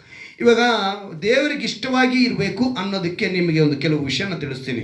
ಈಗ ಒಬ್ಬ ಲಾಯರ್ ಆಗಬೇಕಾದ್ರೆ ಏನು ಓದಬೇಕು? LLB. ಡಾಕ್ಟ್ರಿಗೆ ಅದಕ್ಕೊಂದು ಪದವಿ, ಲಾಯರ್ಗೂ ಒಂದು ಪದವಿ, ಇಂಜಿನಿಯರ್ಗೂ ಒಂದು ಪದವಿ. ಹೀಗೆ ನಮ್ಮ ವಿದ್ಯಾಭ್ಯಾಸಗಳು ಒಂದೊಂದು ಓದಿದ್ದಕ್ಕೆ ಒಂದೊಂದು ಕೆಲಸ ನಮಗೆ ಸಿಗುತ್ತೆ. ಈಗ ದೇವರ ಮೆಚ್ಚುಗೆ, ಇವಾಗ ನಾವು ಮನುಷ್ಯನ ಮೆಚ್ಚಿಸೋದಕ್ಕಲ್ಲ, ದೇವರನ್ನ ಮೆಚ್ಚಿಸಬೇಕು. ಈ ಮೆಚ್ಚುಗೆ ಬೇಕು ಅಂದರೆ ನಾವೇನು ಮಾಡಬೇಕು ಹೇಳಿ? ಪಟ್ಟಂತ ಹೇಳಿ ನೋಡೋಣ. ದೇವರನ್ನ ಮೆಚ್ಚಿಸಬೇಕು ಅಂದರೆ ನಾವೇನು ಮಾಡಬೇಕು? ಒಂದಾಯ್ತು. ನೆಕ್ಸ್ಟ್ ಹೇಳಿ ಪಟ್ ಅಂತ. 2ನೇದಾಯ್ತು. ಆಮೇಲೆ 3ನೇದಾಯ್ತು. ಈಗ ನಾನು ಹೇಳುವಂಥ ಪದನ ಸರಿಯಾಗಿ ಅರ್ಥ ಮಾಡ್ಕೊಳ್ಳಿ. ದೇವರನ್ನ ಮೆಚ್ಚಿಸಬೇಕು ಅಂದರೆ ನೀವು ಏನು ಮಾಡಿದ್ರೆ ಸಾಧ್ಯ ಅಂತ ನನ್ನ ಪ್ರಶ್ನೆ. ಈಗ ನೀವು ಮೆಚ್ಚಿಸೋದಕ್ಕೆ ನೀವು ಪ್ರಾರ್ಥನೆ ಮಾಡಿದ್ರೆ ಸಾಕು ಅಂತ ಹೇಳಿದ್ರಿ, ಪಾಪ ಅರಿಕೆ ಮಾಡಿದ್ರೆ ಸಾಕು ಅಂತ ಹೇಳಿ, ಕೊಟ್ಟರೆ ಸಾಕು ಅಂತ ಹೇಳಿದ್ರಿ ಅಲ್ವಾ? ಈಗ ಆರಾಧನೆಗೆ ಬಂದರೆ ಸಾಕು, ವಾಕ್ಯ ಓದಿದ್ರೆ ಸಾಕು, ಪಾಪ ಅರಿಕೆ ಮಾಡಿದ್ರೆ ಸಾಕು, ಇದೆಲ್ಲ ನಾವು ಹೇಳ್ತೀವಲ್ಲ. ಇದೆಲ್ಲದಕ್ಕಿಂತ ಮುಂಚೆ ಒಂದು ವಾಕ್ಯದ ಸಮೇತ ನಿಮ್ಗೆ ಹೇಳ್ತೀನಿ. ಇಬ್ರಿಯರಿಗೆ ಬರೆದ ಪತ್ರಿಕೆ 11ನೇ ಅಧ್ಯಾಯದ 6ನೇ ವಾಕ್ಯ. ಇಬ್ರಿಯರಿಗೆ ಬರೆದ ಪತ್ರಿಕೆ 11ನೇ ಅಧ್ಯಾಯ 6ನೇ ವಾಕ್ಯ. ಏನಂತೆ? ಹಲ್ಲೆಲೂಯಾ. ಯಾವುದಿಲ್ಲದಿರಾ? ನಂಬಿಕೆ ಇಲ್ಲದೆ ದೇವರನ್ನ ಮೆಚ್ಚಿಸುವುದು ಅಸಾಧ್ಯ. ನೀನು ಆರಾಧನೆಗೆ ಬರೋದು ಸೆಕೆಂಡ್ ಮ್ಯಾಟರ್, ನಿನ್ನ ವಾಕ್ಯ ಕೇಳೋದು ಸೆಕೆಂಡ್ ಮ್ಯಾಟರ್, ಪಾಪ ಅರಿಕೆ ಮಾಡೋದು ಸೆಕೆಂಡ್ ಮ್ಯಾಟರ್, ವಾಕ್ಯ ಓದೋದು ಸೆಕೆಂಡ್ ಮ್ಯಾಟರ್. ಫಸ್ಟ್ ಮ್ಯಾಟರ್ ನಂಬಿಕೆ. ಅಂದರೆ ಇವೆಲ್ಲ ಬರಬೇಕು ಅಂದರೆ ನೀನು ದೇವರ ಹತ್ರ ಬಂದಿರಬೇಕು. ದೇವರ ಹತ್ರ ಬಂದವನು ದೇವರು ಒಬ್ಬನು ಇದ್ದಾನೆ ಎಂದು ಹೇಳಿ ಅವನ ಮೇಲೆ ನಂಬಿಕೆ ಇಡೋದು, ಆಗ ದೇವರಿಗೆ ಮೆಚ್ಚುಗೆ. ಏನಂತ ಹೇಳಿ? ಮೆಚ್ಚುಗೆ. ಅದೇ ಇವಾಗ ಇಷ್ಟವುಳ್ಳವನಾಗಿ ನೀನು ಬದುಕಬೇಕು ಅಂದರೆ ಇದೆಲ್ಲ ನೆಕ್ಸ್ಟು. ಆಗ ನಂಬಿಕೆ ಇರುವಂತ ಬಂದರೆ ದೇವರು ಹೇಳ್ತಾರೆ, ವಿಶ್ವಾಸಿಗೆ ದೇವರು ಆಶೀರ್ವಾದ ಕೊಟ್ಟಿದ್ದಾರೆ, ಐಶ್ವರ್ಯ ಕೊಟ್ಟಿದ್ದಾರೆ ಅಂತ ಹೇಳಿದ್ರೆ ನೀನು ದೇವರಕ್ಕಾಗಿ, ದೇವರ ರಾಜ್ಯದ ಕೆಲಸಕ್ಕಾಗಿ ಪ್ರಯೋಜನವಾಗಿರಬೇಕು ಅಂತ. ಅದಕ್ಕೇನೆ ಆ ಕಾಣಿಕೆ ವಿಷಯಗಳನ್ನ ಅವ್ರು ಹೇಳ್ಕೊಂಡ್ರು. ಪ್ರವಾದಿಯಿಂದ ಶಿಷ್ಯರ ಕಾಲಕ್ಕೆ ಬಂದು ಪೌಲನಿಂದ ಸಂಪೂರ್ಣ ಮಾಡ್ತಾರೆ ದೇವರು. ದೇವರು ಒಂದು ಸ್ಥಳದಲ್ಲಿ ಹೇಳ್ತಾರೆ, ನನ್ನ ಇಷ್ಟವನ್ನೆಲ್ಲ ನೆರವೇರಿಸಿದವನು ದಾವೀದನು ಅಂತಾರೆ. ಏನಂತ ಹೇಳ್ತಾರೆ? ದಾವೀದನು ಏನಂತೆ? ನನ್ನ ಇಷ್ಟವೆಲ್ಲ ನೆರವೇರಿಸಿದನು, ನನಗೆ ಒಪ್ಪುವ ಮನುಷ್ಯನು. ಅಪೊಸ್ತಲ ಕೃತ್ಯಗಳು 16ನೇ ಅಧ್ಯಾಯ 13ನೇ ಅಧ್ಯಾಯ 22ನೇ ವಾಕ್ಯದಲ್ಲಿ ಅವನು ಹೇಳ್ತಾನೆ, ದಾವೀದನು, ಈಶಿಯನ ಮಗನಾದ ದಾವೀದನು ನನಗೆ ಏನಂತೆ? ಒಪ್ಪುವ ಮನುಷ್ಯನು, ನನ್ನ ಇಷ್ಟವನ್ನೆಲ್ಲ ನೆರವೇರಿಸಿದನು ಅಂತ ಹೇಳಿದ್ರು. ಆ ಒಂದು ವಿಷಯನ ನಾನು ಗಮನಿಸಿದೆ. ಆ ವಿಷಯನ ಗಮನಿಸಿದಾಗ ಅವನು ಒಪ್ಪುವ ಮನುಷ್ಯನಾದ. ಹೇಗೆ? ಯಾವಾಗ ಆದ? ಕೆಲವು ಘಟನೆ ತಿಳಿಸ್ತೀನಿ, ತಿಳ್ಕೊಳ್ಳಿ. ಇವತ್ತು ನೀವೆಲ್ಲ ಕೇಳಿರುವಂಥ ವಿಷಯಗಳೇ, ಆದರೆ ಅದರಲ್ಲಿ ಒಂದು 2-3 ಪಾಯಿಂಟ್ನ ದೇವರು ಹೆಚ್ಚಾಗಿ ನಿಮ್ಗೆ ಹೇಳ್ತಾರೆ. ದಾವೀದನಿಗೆ ಜೊತೆ ಹುಟ್ಟಿದವರು ಎಷ್ಟು ಜನ? ಯೋಸೇಫನಿಗೆ ಅದು. ದಾವೀದನಿಗೆ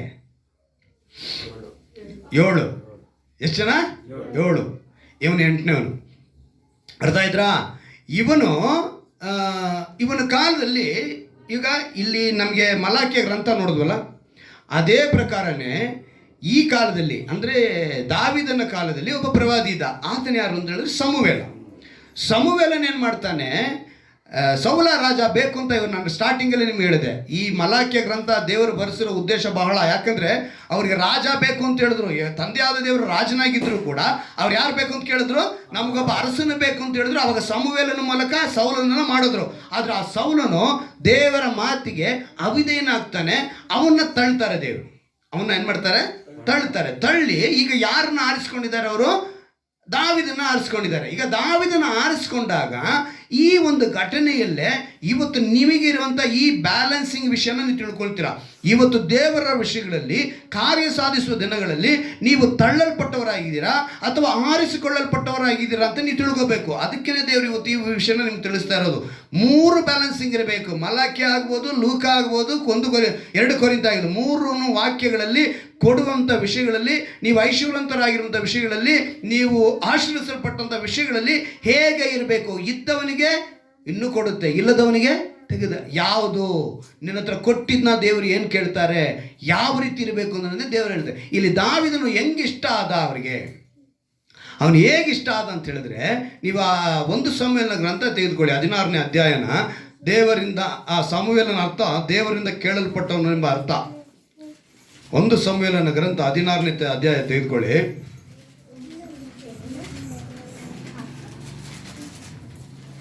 ತೆಗೆದಿಟ್ಕೊಳ್ಳಿ. ನಾನು ಓದುವಾಗ ನಾನು ಅದನ್ನು ಆ ವಾಕ್ಯಗಳಲ್ಲಿ ಇದೆಯಾ ಅಂತ ಗಮನಿಸ್ಕೊಳ್ಳಿ. ನೀವು 5ನೇ ಅಧ್ಯಾಯ ಓದ್ತೀನಿ, ಗಮನ ಇಟ್ಕೊಳ್ಳಿ. 1 ಸಮುವೇಲನ ಗ್ರಂಥ 16ನೇ ಅಧ್ಯಾಯದಲ್ಲಿ 5ನೇ ವಾಕ್ಯ ನಾನು ಓದ್ತೀನಿ, ಕೇಳಿ. ಅವನು, ಹೌದು, ಶುಭಕರವಾಗಿದೆ, ಯೆಹೋವನಿಗೆ ಯಜ್ಞವನ್ನು ಅರ್ಪಿಸುವುದಕ್ಕೆ ಬಂದಿದ್ದೇನೆ. ನೀವು ನಿಮ್ಮನ್ನು ಶುದ್ಧಪಡಿಸಿಕೊಂಡು ನನ್ನ ಜೊತೆಯಲ್ಲಿ ಯಜ್ಞಕ್ಕೆ ಬನ್ನಿರಿ ಎಂದು ಹೇಳಿ ಈಶನನ್ನು ಅವನ ಮಕ್ಕಳನ್ನು ಶುದ್ಧೀಕರಿಸಿ ಅವರನ್ನು ಯಜ್ಞಕ್ಕೆ ಕರೆದನು. ಅವನೇನು ಬಡ್ದ? ಯಜ್ಞಕ್ಕೆ. ಇಲ್ಲಿ ರೆಕಾರ್ಡ್ ಆಗೋಗುತ್ತೆ ಮಾತು. ಇಲ್ಲಿ ಚೆನ್ನಾಗಿ ಗಮನಿಸಬೇಕು. ಮೊದಲನೇದಾಗಿ ಹೇಳ್ತಾರೆ, ಸೌಲನನ್ನ ಅರಸನಾಗಿ ದೇವರು ಆರಿಸ್ಕೊಂಡಿದ್ದಾರೆ. ಇವನು ದುಃಖದಿಂದ ಇದ್ದ. ಯಾರು? ಸಮುವೇಲನು. ಏನಂತ? ನಮ್ಮ ಮೂಲಕ ಮಾಡಿದ್ದು ಅಂತ. ಆವಾಗ ದೇವರು ಹೇಳ್ತಾರೆ, ನಾನೇ ಅವನ್ನ ತಳ್ತಾ ಇದ್ದೀನಿ. ಇಲ್ಲಿ ಹೇಳಲ್ಪಟ್ಟಿದೆ ನೋಡಿ, ಅವನಿಗೋಸ್ಕರ ಎಷ್ಟರವರೆಗೆ ದುಃಖಿ ಬಿಟ್ಟಿದ್ಯಾ. ಹೆಂಗೆ? ಮೊದಲನೇ ಇಸ್ರಾಯೇಲರ ಅರಸನಾಗಿರೋದಕ್ಕೆ ಅಯೋಗ್ಯನೆಂದು ತಳ್ಳಿಬಿಟ್ಟೇನಲ್ಲ ಅಂತ ದೇವರು ಹೇಳ್ತಾರೆ. ದೇವರೇನು ಮಾಡಿದ್ದಾರೆ? ತಳ್ಳಿಬಿಟ್ಟಿದ್ದಾರೆ. ಆದರೆ ಸಮುವೇಲ ಕುತ್ಕೊಂಡು ಅಳ್ತಾ ಇದ್ದಾನೆ. ಅಳ್ತಾರವಾಗ ಹೇಳಿದ್ರಪ್ಪ, ನೀನು ಬಿಟ್ಟಾಕು ಇದನ್ನೆಲ್ಲ, ನೀನು ಎಷ್ಟು ದಿವಸ ಅಳ್ತಾ ಇರ್ತೀಯ, ನಾನು ಬೇರೆಯವ್ರನ್ನ ಆರಿಸ್ಕೊಂಡಿದ್ದೀನಿ, ಬಾ ಅಂತೇಳಿ ಕರೆದ್ರು. ಈಗ ಒಬ್ಬ ಪ್ರವಾದಿ ಒಂದು ಕಡೆ, ಒಂದು ಊರಿಗೋ ಒಂದು ಮನೆಗೋ ಹೋಗ್ಬೇಕು ಅಂದರೆ ಆ ಜನ ಭಯ ಪಡ್ತಾರೆ. ಇವತ್ತು ನಮ್ಮ ಮನೆಗಳು ಕೂಡ ಯಾರನ್ನ ಪ್ರವಾದಿಗಳು ಬಂದರೆ ಏನು ಹೇಳ್ಬಿಡ್ತಾರೋ, ಏನು ನಡೀತೈತೋ, ನಮ್ಮ ರಹಸ್ಯ ಗುಟ್ಟುಗಳೆಲ್ಲ ಹೊರಗೆ ಬರುತ್ತೋ, ಹೀಗೆಲ್ಲ ಯೋಚನೆ ಮಾಡೋದು ಕೆಲವರು ಉಂಟು. ಅರ್ಥ ಆಯ್ತಾ? ಈ ಪ್ರವಾದಿ ಬರ್ತಾನಂತ ಹೇಳಿದ್ರೆ ಇಲ್ಲಿ ಒಂದು ಗಾಬರಿ, ಒಂದು ಭಯ ಬಂದ್ಬಿಡ್ತು ಎಲ್ರಿಗೂ. ಆಗ ಈಶನ ಕುಟುಂಬಕ್ಕೆ ಬಂದು ಏನು ಹೇಳ್ತಾನೆ, ಏನು ಭಯ ಪಡಬೇಡಿ, ನಾನು ಒಂದು ಯಜ್ಞವನ್ನು ಅರ್ಪಿಸಬೇಕು. ಏನು ಯಜ್ಞವನ್ನು ನೋಡಿ, 4ನೇ ವಾಕ್ಯದಲ್ಲಿ, 3ನೇ ವಾಕ್ಯದ 2ನೇ ವಾಕ್ಯ. ಅದಕ್ಕೆ ಸಮುವೇಲನು, ನಾನು ಹೋಗುವುದು ಹೇಗೆ, ಇದು ಸೌಲನಿಗೆ ಗೊತ್ತಾದರೆ ಅವನು ನನ್ನನ್ನು ಕೊಂದು ಹಾಕುವನಲ್ಲಿ ಅನ್ನಲು ನೀನು ಒಂದು ಕಡಸನ್ನು ತೆಗೆದುಕೊಂಡು. ಏನಂತೆ? ಕಡಸನ್ನು ಅನ್ನೋ ಪದಕ್ಕೆ ಅರ್ಥ ಏನು ಗೊತ್ತಾ? ಒಂದು ಎಮ್ಮೆ ಅಥವಾ ಹಸು. ನೀವು ಅದನ್ನು ಡಿಕ್ಷನರಿಯಲ್ಲಿ ನಾನು ಓದಿ ತಿಳ್ಕೊಂಡಿದ್ದು, ಒಂದು ಕರು ಅಂದರೆ ಮರಿ ಆಗದೆ ಇರುವಂಥ ಎಮ್ಮೆ, ಮರಿ ಆಗದೆ ಇರುವಂಥ ಹಸು, ಅದು ಕಡಸು. ಅರ್ಥ ಆಯ್ತಾ? ಮರಿ ಹಾಕಿರ್ಬಾರ್ದು, ಎಮ್ಮೆ ಆಗಿರ್ಬೋದು, ಅದು ಹಸು ಆಗಿರ್ಬೋದು, ಅದನ್ನು ಕಡಸು ಅಂತ ಹೇಳ್ತಾರೆ ಕನ್ನಡದಲ್ಲಿ. ಅದನ್ನು ತೆಗೆದುಕೊಂಡು ಹೋಗಿ ಯೆಹೋವನಿಗೋಸ್ಕರ ಯಜ್ಞ ಮಾಡೋದಕ್ಕೆ ಬಂದಿದ್ದೇನೆಂದು ಹೇಳಿ ಈಶನನ್ನು ಅದಕ್ಕೆ ಕರೆ. ನಾನು ಯಜ್ಞ ಮಾಡಕ್ಕೆ ಹೋಗ್ತಾ ಇದ್ದೀನಪ್ಪ, ನನ್ನ ಜೊತೆಗಾರರು ಬೇಕು ಅಂತೇಳಿ ಈಶನ ಕರಿ. ಈಶನಿಗೆ ಹುಟ್ಟಿದ ಮಕ್ಕಳನ್ನು ಕರಿ. ಪ್ರವಾದಿ ಹೇಳಾಯ್ತು. ಪ್ರವಾದಿ ಏನು ಮಾಡ್ದ? ಬಂದ, ಈಶನ ಕರೆದ, ಅವ್ರ ಮಕ್ಕಳನ್ನು ಕರೆದ, ನಿಮ್ಮನ್ನು ಶುದ್ಧೀಕರಿಸಬೇಕು, ಬನ್ನಿ ಯಜ್ಞನ ಅರ್ಪಿಸಬೇಕು ಅಂತ ಕರೆದ. ಇವರೆಲ್ಲ ಹೋದರು. ಈಗ ವಿಷಯ ತಿಳಿದಿರೋದು ಯಾರು? ಸಮುವೇಲನು ಮಾತ್ರ. ಈಶನಿಗೋ ಅವನ ಮಕ್ಕಳಿಗೋ ಗೊತ್ತಾ? ಈಗ ಸಮುವೇಲನು ಬಂದಿರೋದು ಏನಕ್ಕೆ? ಅಭಿಷೇಕ ಮಾಡಕ್ಕೆ ಬಂದಿದ್ದಾನೆ, ನೆಕ್ಸ್ಟ್ ರಾಜನಾಗಿ ಮಾಡೋದಕ್ಕೆ ಬಂದಿದ್ದಾನೆ ಅಂತ ಅವ್ರಿಗೆ ಯಾರಿಗಾನ ಗೊತ್ತಿತ್ತಾ? ಗೊತ್ತಿಲ್ಲ. ಆದರೆ ಪ್ರವಾದಿ ಸಮುವೇಲನಿಗೆ ದೇವರೊಂದಿಗೆ ಮಾತನಾಡಿರೋ ವಿಷಯ, ದೇವರು ಹೇಳಿರೋ ವಿಷಯ ಸೀದಾ ಬಂದ. ಅಲ್ಲಿ ಬಂದರೆ 6ನೇ ವಾಕ್ಯದಲ್ಲಿ ನೋಡಿ, ಅವರು ಬರಲು ಅವನು ಎಲಿಯಾಬನನ್ನು ನೋಡಿ, ಅವರೆಲ್ಲ ಬಂದರು ಮಕ್ಕಳೆಲ್ಲ, ಎಲಿಯಾಬನು ಬಂದು ನೋಡಿ, ನಿಶ್ಚಯವಾಗಿ ಯೆಹೋವನು ಅಭಿಷೇಕಕ್ಕೆ ಆರಿಸಿಕೊಂಡವನು ಆತನ ಮುಂದೆ ಇದ್ದಾನೆ ಎಂದುಕೊಂಡನು. ಸಮುವೇಲನ ಅಂದ್ಕೊಂಬಿಟ್ಟ, ಓ ಎಲಿಯಾಬನು ನೋಡಿದ ತಕ್ಷಣ ಇವನೇ ಅವನ ಅಭಿಷೇಕಕ್ಕೆ ಅಂತೇಳಿ ಅಂದುಕೊಳ್ತಾನೆ. ಆತನ ಮುಂದೆ ಇದ್ದಾನೆ ಎಂದು ಅಂದುಕೊಂಡನು. ಆದರೆ ಯೆಹೋವನು ಸಮುವೇಲನಿಗೆ, ನೀನು ಅವನ ಚೆಲುವಿಕೆಯನ್ನು ನೋಡಿ, ಏನಂತೆ ಚೆಲುವಿಕೆ ಅಂದ್ರೇನು? ಅಂದ, ಸೌಂದರ್ಯ. ಆಯ್ತಾ? ಈಗ ನೆಕ್ಸ್ಟ್ ಹೇಳ್ತಿದ್ದಾರೆ, ಚೆಲುವಿಕೆಯನ್ನು ನೋಡಿ, ಚೆಲುವಿಕೆಯನ್ನು ನೀಳವನ್ನು ನೋಡಬೇಡ. ಏನಂತೆ? ನೀಳ ಅಂದ್ರೆ ಏನು? ತುಂಬ ಉದ್ದಕ್ಕಿದ್ದಾನೆ ಅಂದ್ರೆ ನಮ್ಮ ಭಾಷೆಯಲ್ಲಿ ಹೇಳ್ಕೊಳ್ಳೋಣ, ಒಳ್ಳೆ ಬಾಡಿ ಬಿಲ್ಡರ್. ಏನಂತೆ? ಒಳ್ಳೆ ಕಟ್ಟು ಬಾಡಿ, ಒಳ್ಳೆ ಸಖತ್ತಾಗಿದ್ದಾನೆ ಅವನು. ಯಾರು? ಎಲಿಯಾಬನು. ಔಟ್ಲುಕ್ ಹೆಂಗಿದೆ ಅಂತ ಹೇಳಿದ್ರೆ ಅಷ್ಟು ಚೆನ್ನಾಗಿದ್ದಾನೆ. ಫಸ್ಟು ಸೌಂದರ್ಯ ಉಳ್ಳವನಾಗಿದ್ದಾನೆ. ಎರಡನೇದು ಒಳ್ಳೆ ಒಳ್ಳೆ ಅಂದರೆ ಅವನು ಯಾರು ಅಂತ ಹೇಳಿದ್ರೆ ಸೌಲನಲ್ಲಿ ಸೈನಿಕ. ಯಾರು? ಎಲಿಯಾಬನು ಸೌಲನ ಆಲ್ರೆಡಿ ಅವರು ಸೈನಿಕನಾಗಿದ್ದಾನೆ. ಅಲ್ಲಿಗೆ ಸೈನಿಕನಾಗಿರೋನು ಹೆಂಗಿರ್ತಾನೆ? ಒಬ್ಬ ಒಳ್ಳೆ ಕಟ್ಟುಮಸ್ತಾಗಿದ್ದಾನೆ. ಅವನು ಕಟ್ಟುಮಸ್ತಾಗಿದ್ರೆ ಅವನು ನೋಡಿ ಏನೋ ಅಂದ್ಕೊಂಬಿಟ್ಟ, ಇವನೇಪ್ಪ ದೇವರು ಅಂತ. ಆದರೆ ದೇವರು ಏನು ಹೇಳ್ತಿದ್ದಾರೆ ಅಲ್ಲಿ ಗಮನಿಸಿ, ನೋಡಬೇಡ, ನಾನು ಅವನನ್ನು ತಳ್ಳಿ ಬಿಟ್ಟಿದ್ದೇನೆ. ಏನಂತ ಹೇಳಿದ್ರು? ಈಗ ಈ ವೇದಿಕೆ ಅಂತ ಇಟ್ಕೊಳ್ಳೋಣಪ್ಪ, ಇಲ್ಲಿರೋ ನಾನು ತಳ್ಳಿದ್ರೆ ಏನಾಗುತ್ತೆ? ಅದು ಬಿದ್ದೋಗ್ತಾನೆ. ತಳ್ಳಿದ ಮೇಲೆ ಎಲ್ಲ ಬಿದ್ದೋಗ್ಬೇಕು. ಅವಮಾನ ಆಗುತ್ತೋ ಇಲ್ವೋ? ಎಲಿಯಾಬನಿಗೆ ಏನಾಗಿರುತ್ತೆ? ಆದರೆ ವಿಷಯ ದೇವರಿಗೂ ಸಮುವೇಲನಿಗೂ ಮಾತ್ರ ನಡೀತಾ ಇದೆ. ಅಲ್ಲಿ ಯಾರನ್ನು ತಳ್ಳಿಲ್ಲ, ಅವನಲ್ಲೇ ನಿಂತಿದ್ದಾನೆ. ಎಲಿಯಾಬನು ನಿಂತ ಇದ್ದಾನೆ, ತಳ್ಳಿ ಬಿಟ್ಟಿದ್ದಾನೆ. ಅಂದರೆ ಏನು ಹೇಗೆ ಹೇಳೋದು? ಪ್ರಾಕ್ಟಿಕಲ್ ಆಗಿ ತಳ್ಳಿಲ್ಲ, ಫಿಸಿಕಲ್ ಆಗಿ ತಳ್ಳಿಲ್ಲ. ಫಿಸಿಕಲ್ ಆಗಿ ಹಿಂಗೆ ತಳ್ಳಿಲ್ಲ, ಬಟ್ ಮನುಷ್ಯ ನಿಂತಿದ್ದಾನೆ. ಇಲ್ಲಿ ಮನಸ್ಸು, ಈ ಮನಸ್ಸಿಗೂ ದೇವರ ಮನಸ್ಸಿಗೂ ಮಾತುಕತೆ ನಡೀತದೆ. ನಾನು ಅವನ್ನ ತಳ್ಳಿ ಬಿಟ್ಟಿದ್ದೀನೋ, ನೀನೇನು ಅವನ ಹೋಗಿ ಆರಿಸ್ಕೊಳ್ತಾ ಇದೆಯಾ ಅಂತ ದೇವರು ಅವ್ನಿಗೆ ಹೇಳ್ತಾ ಇದ್ರೆ, ಈಗ ಇವನು ಸಮುವೇಲನ ಅವ್ರ ಹತ್ರ ಮಾತ್ರ ಇವನು ತಳ್ಳಿಬಿಟ್ಟಿದ್ಯಾಪ್ಪ. ಈಗ ನಮ್ಮ ಯೋಚನೆ ಮಾಡಿ ನೋಡಿ, ಇವತ್ತು ದೇವರು ಅದೇ ರೀತಿ ಮಾತನಾಡ್ತಾ ಇದ್ದಾರೆ. ನಿಮ್ಮನ್ನು ಯಾರನ್ನ ತಳ್ಳಿದ್ದಾರೆ? ನೀವೆಲ್ಲ ಇವಾಗ ನಿಂತಿದ್ದೀರಪ್ಪ, ದೇವರ ಸನ್ನಿಧಾನದಲ್ಲೇ ನಿಂತಿದ್ದೀರ. ಈಗ ನೀವು ತಳ್ಳಲ್ಪಟ್ಟವರ ಅಥವಾ ನೀವು ಅವರ ಹತ್ರ ಇಷ್ಟಕ್ಕೆ ಪ್ರಿಯರ? ಈಗ ಈಶನ ಮಕ್ಕಳಿಗೆ ಧರ್ಮಶಾಸ್ತ್ರ ಗೊತ್ತಿತ್ತು, ತೋರಾ ಗೊತ್ತಿತ್ತು, ಆಜ್ಞೆಗಳು ಗೊತ್ತಿತ್ತು, ಎಲ್ಲ ಗೊತ್ತಿತ್ತು. ಎಲ್ಲ ಗೊತ್ತಿದ್ರೂ ಕೂಡ ದೇವರು ಅವನಿಗೆ ಏನು ಹೇಳ್ತಿದ್ದಾರೆ? ತಳ್ಳಿ ಬಿಟ್ಟಿದ್ದೇನೆ ಅಂದಿದ ತಕ್ಷಣ ನಾನು ಕೆಲವು ವಿಷಯಗಳನ್ನ ನಾನು ಯೋಚನೆ ಮಾಡಿದೆ. ಯಜ್ಞವನ್ನು ಅರ್ಪಿಸಲು ಬಂದಿದ್ದೀನಿ ಅಂತೇಳಿ ಅವ್ರ ಮಕ್ಕಳನ್ನ ಶುದ್ಧೀಕರಿಸಕ್ಕೆ ಕರೆದು 5ನೇ ವಾಕ್ಯ ನೋಡಿ 6ನೇ ವಾಕ್ಯ ಎಲಿಬನ್ ನೋಡಿ ಅವನು ತಳ್ಳಿ ಬಿಟ್ಟಿದ್ದೇನೆ ಅಂತ ಹೇಳುವಾಗ ಪ್ರವಾದಿಗೆ ಗೊತ್ತಾಗಲಿಲ್ಲ. ಅವನು ಈಗ ಪ್ರವಾದಿ ಅಂತ ಹೇಳಿದ್ಮೇಲೆ ನಮ್ಗೆ ಅನ್ಕೊಂತೀವಿ ಎಲ್ಲ ವಿಷಯ ಮೊದಲೇ. ಈಗ ದೇವರು ಹೇಳೋವರೆಗೂ ಇವನ್ ತೀರ್ಮಾನ ಏನು ಅವನು ಅಂತ, ಆದರೆ ದೇವರು ಹೇಳಿದ್ಮೇಲೆ ಗೊತ್ತಾಗಿದ್ದು ಅವನಲ್ಲ ಅಂತ. ಅಲ್ಲಿಗೆ ಪ್ರವಾದಿಗೆ ಯಾಕೆ ಗೊತ್ತಾಗ್ಲಿಲ್ಲ? ಅಲ್ಲಿಗೆ ಕೆಲವೊಂದು ವಿಷಯಗಳನ್ನ ಪ್ರವಾದಿಗಳು ಕೂಡ ದೇವರು ಮರೆ ಮಾಡ್ತಾರೆ. ತಾನು ಉದ್ದೇಶಿಸಿದನ್ನ ನೆರವೇರಿಸಬೇಕು. ಹೋದ ವರ್ಷ ನನಗೆ ಕೊಟ್ಟಿದ್ದು ವಾಗ್ದಾನ ಅದು 24ರಲ್ಲಿ ಫಸ್ಟ್ ತಾನು ಉದ್ದೇಶಿಸಿದ್ದನ್ನೇ ನೆರವೇರಿಸಲು ಅಂತೇಳಿ ಮಾತು ಕೊಟ್ಟಿದ್ರಲ್ವಾ? ಆ ಮಾತು ಅವರು ಉದ್ದೇಶ ನೆರವೇರಬೇಕು. ಅದಕ್ಕೆ ಎಲಿಯಾಬನನ್ನು ಅವ್ರು ಏನು ಹೇಳಿದ್ರು? ನಾನು ತಗೊಂಡಿಲ್ಲಮ್ಮ, ಅವನು ತಳ್ಳಿದ್ದೀನಿ ಅಂತ ಹೇಳಿದ್ರು. ಆಗ ತಳ್ಳಿದ್ದೀನಿ ಅಂತ ಹೇಳೋವಾಗ ಇವನು ಯೋಚನೆ ಮಾಡ್ತಾನೆ, ಧರ್ಮಶಾಸ್ತ್ರ ಗೊತ್ತಿರಲಿಲ್ವಾ, ಐಶ್ವರ್ಯ ಅವನ ಹತ್ರ ಇರಲಿಲ್ವಾ, ಅವನ ಸೌಂದರ್ಯ ಇರಲಿಲ್ವಾ, ಆದರೆ ಅವನು ದೇವರಿಗೆ ಇಷ್ಟವಾಗಿಲ್ಲ, ಅವನ ಮನಸ್ಸು ದೂರವಾಗಿದೆ. ಅವನ ಹತ್ರ ಎಲ್ಲ ಇದೆಯಪ್ಪ. ಇವತ್ತು ವಿಶ್ವಾಸಿಗಳು ಅಂತ ಹೇಳ್ಕೊತಾ ಇದ್ದೀರಾ, ಅದಕ್ಕೇನೆ ದೇವರು ಹೇಳಿದ್ದು ನಿನ್ನ ಮೆಚ್ಚುಗೆ ಪಡಿಬೇಕು ಅಂದರೆ ನಂಬಿಕೆ ಬೇಕು. ಆರಾಧನೆಗೆ ಬರೋದಿಂದೋ ಅಥವಾ ನೀನು ವಾಕ್ಯ ಓದೋದಿಂದಲೋ ಅಥವಾ ಉಪವಾಸ ಮಾಡೋದಿಂದಲೋ ಅಥವಾ ನೀನು ಪಾಪ ಅರಿಕೆ ಮಾಡೋದಿಂದಲೋ ನೀನು ದೇವರಿಗೆ ಮೆಚ್ಚುಗೆ ಆಗಲ್ಲ. ಇವೆಲ್ಲವೂ ಕೂಡ 2ನೇ ಪಾರ್ಟು. 1ನೇ ಪಾರ್ಟು ದೇವರೊಬ್ಬನು ಇದ್ದಾನೆ ಭಯ ಇರಬೇಕು. ಆ ಭಯ ಬಂದುಬಿಟ್ರೆ ನೀನು ಇದೆಲ್ಲದರಲ್ಲೂ ಸರಿಯಾಗಿರ್ತೀಯ, ಆವಾಗ ಅವನಿಗೆ ಇಷ್ಟ ಆಗುತ್ತೆ. ಆದರೆ ಇವ್ರಿಗೆಲ್ರಿಗೂ ಆ ನಂಬಿಕೆ ಇಲ್ಲ, ದೇವರೊಬ್ಬನು ಇದ್ದಾನೆ ಅನ್ನೋದನ್ನ ನಂಬಲಿಲ್ಲ, ಅವ್ರು ಸರಿಯಾಗಿ ಸ್ವೀಕರಿಸಲಿಲ್ಲ. ಅದಕ್ಕೆ ಎಲಿಯಾಬನನ್ನು ದೇವರು ಏನು ಮಾಡಿದ್ರು? ತಳ್ಳಿಟ್ಟಿದ್ರು. ದೇವರ ದೃಷ್ಟಿಯಲ್ಲಿ ಈಗ ನಾನು ಯೋಚನೆ ಮಾಡಿದೆ, ಏಸಪ್ಪ, ಈಗ ಎಲಿಯಾಬನ ಉಂಟು ಮಾಡಿದ್ದು ನೀವೇ, ದಾವಿದನ ಉಂಟು ಮಾಡಿದ್ದು ನೀವೇ, ಇಬ್ಬರು ಮನುಷ್ಯರೇ. ಎಲ್ಲ ಮನುಷ್ಯರಿಗೋಸ್ಕರನೇ ನೀನು ಹುಟ್ಟಿರೋದು ಅಲ್ವಾ? ಅಂದಮೇಲೆ ಒಬ್ಬರನ್ನ ತಳ್ತೀಯ, ಒಬ್ಬರನ್ನ ಇಟ್ಕೊಳ್ತೀಯ. ಕಾರಣ ಏನು? ಅವರ ಮನಸ್ಸು ದೂರ ಇದೆ. ಅವರ ಮನಸ್ಸು ದೂರ ಇರೋದ್ರಿಂದ ನಾನು ಅವ್ರನ್ನ ತಳ್ತಾ ಇದ್ದೀನಿ. ನಾನು ಸುಮಾರು ಸಮಯ ಈ ಯುದ್ಧಗಳು ನಡೆಯೋದನ್ನು ಯೋಚನೆ ಮಾಡ್ತೀನಿ. ದಾವೀದನು ಹಿಂದ್ಗಡೆಯಿಂದ ಹೋಗಿ ಅವ್ರನ್ನ ಸಂಹಾರ ಮಾಡಿದನು, ಅವ್ರನ್ನ ಹೋಗಿ ಅಮಲೇಕರನ್ನ ಸಂಹಾರ ಮಾಡಿದನು, ಇಬಿಯರನ್ನ ಸಂಹಾರ ಮಾಡಿದನು, ಇವರು ಅಮೋನಿಯರನ್ನ ಸಂಹಾರ ಮಾಡಿದನು ಅಂತೆಲ್ಲ ನೋಡುವಾಗ ಇವ್ರನ್ನೆಲ್ಲ ಸಂಹಾರ ಮಾಡುವಂಥ ಉದ್ದೇಶ ಏನಿತ್ತು? ಅವ್ರನ್ನ ಉಂಟು ಮಾಡಿದ್ದು ಬೇರೆಯವರಾ? ಅಮ್ಮರನ್ನ ಉಂಟು ಮಾಡಿದ್ದು ಬೇರೆಯವರಾ? ಇತ್ತಿಯನ್ನು ಉಂಟು ಮಾಡಿದ್ದು ಬೇರೆಯವರಾ? ಕಾನಾನನ್ನು ಉಂಟು ಮಾಡಿದ್ದು ಬೇರೆಯವರಾ? ಇಲ್ವಲ್ಲ, ಎಲ್ಲರನ್ನು ದೇವರು ಉಂಟು ಮಾಡಿ. ಆದರೆ ಅವರ ಮನಸ್ಸುಗಳು ದೇವರಿಂದ ದೂರ ಆಗಿದ್ದ ಕಾರಣ ಮನಸ್ಸು ಹತ್ತಿರವಾಗಿರೋನಿಟ್ಟು ಶತ್ರುವನ್ನು ಕೊಂದರು. ಇಲ್ಲಿಗೆ ನೀನು ಅರ್ಥ ಮಾಡ್ಕೊಳ್ಬೇಕು, ಬ್ಯಾಲೆನ್ಸಿಂಗ್ ಆಗಿರಬೇಕು. ನೀನು ಕಾರ್ಯ ಸಾಧಿಸುವ ದಿನದಲ್ಲಿ ದೇವರಿಗೆ ಇಷ್ಟವಾಗಿರಬೇಕು. ಎಲಿಯಾಬನನ್ನು ದೇವರು ತಳ್ಳಿಬಿಟ್ಟರು.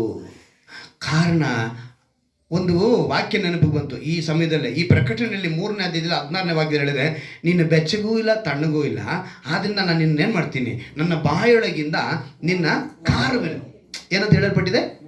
ಕಾರುವೆನು ಅಂತ. ಕಾರುವೆನು ಇಷ್ಟು ದೊಡ್ಡ ಪದ ಏನಕ್ಕಪ್ಪ ಬೇಕಿತ್ತು ಮನುಷ್ಯನಿಗೆ? ನೀನು ಮನುಷ್ಯನಿಗೆ ಹೇಳ್ಬೇಕಿರೆ ಇಲ್ಲಿ ಒಂದು ಪದ ಹೇಳ್ತೀಯ, ತಳ್ಳಿಬಿಟ್ಟಿದ್ದೀನಿ ಅಂತ ಹೇಳ್ತೀಯ, ಇನ್ನೊಂದು ಕಡೆ ಹೇಳ್ತೀಯ ಕಾರುವೆನು ಅಂತ ಹೇಳ್ತೀಯ. ಇಷ್ಟು ದೊಡ್ಡ ಪದ ಬೇಕಾಗಿತ್ತಪ್ಪ ಅಂತ ಹೇಳಿದ್ರೆ ಅದಕ್ಕೆ ಉದಾಹರಣೆ ಕೊಡ್ತಾರೆ.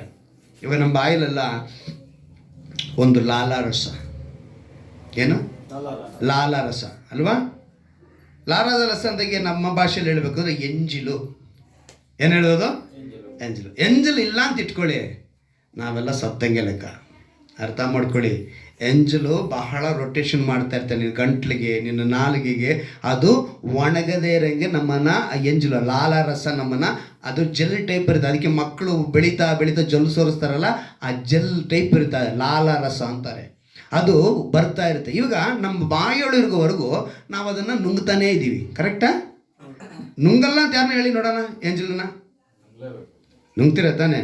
ಅದೇ ಎಂಜಲನ್ನ ಸುಮ್ಮನೆ ಹಂಗೆ ಉಗಿದು ಬಿಡಿ, ಹಿಂಗೆ ಆಚೆ ಆಯ್ತಾ, ಉಗಿದು ಬಿಡಿ. ಸರಿ, ಉಗಿಯುವಾಗ ಸ್ವಲ್ಪ ಕ್ಯಾಕರ್ಸೇ ಉಗಿರಿ. ಇವಾಗ ಅದು ಅಂದವಾಗಿರುತ್ತಾ ಅಸಹ್ಯವಾಗಿರುತ್ತಾ? ಆ ಪರಿಸ್ಥಿತಿ ಒಬ್ಬ ವಿಶ್ವಾಸಿ ಇವತ್ತು. ಅದೇ ಅರ್ಥ ಕಾರುವೆನು ಒಂದು ಅರ್ಥ.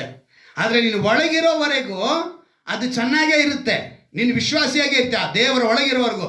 ಆದರೆ ಯಾವತ್ತು ನೀನು ಆಚೆ ಹೋದರೆ ನೀನು ಅಸಹ್ಯ.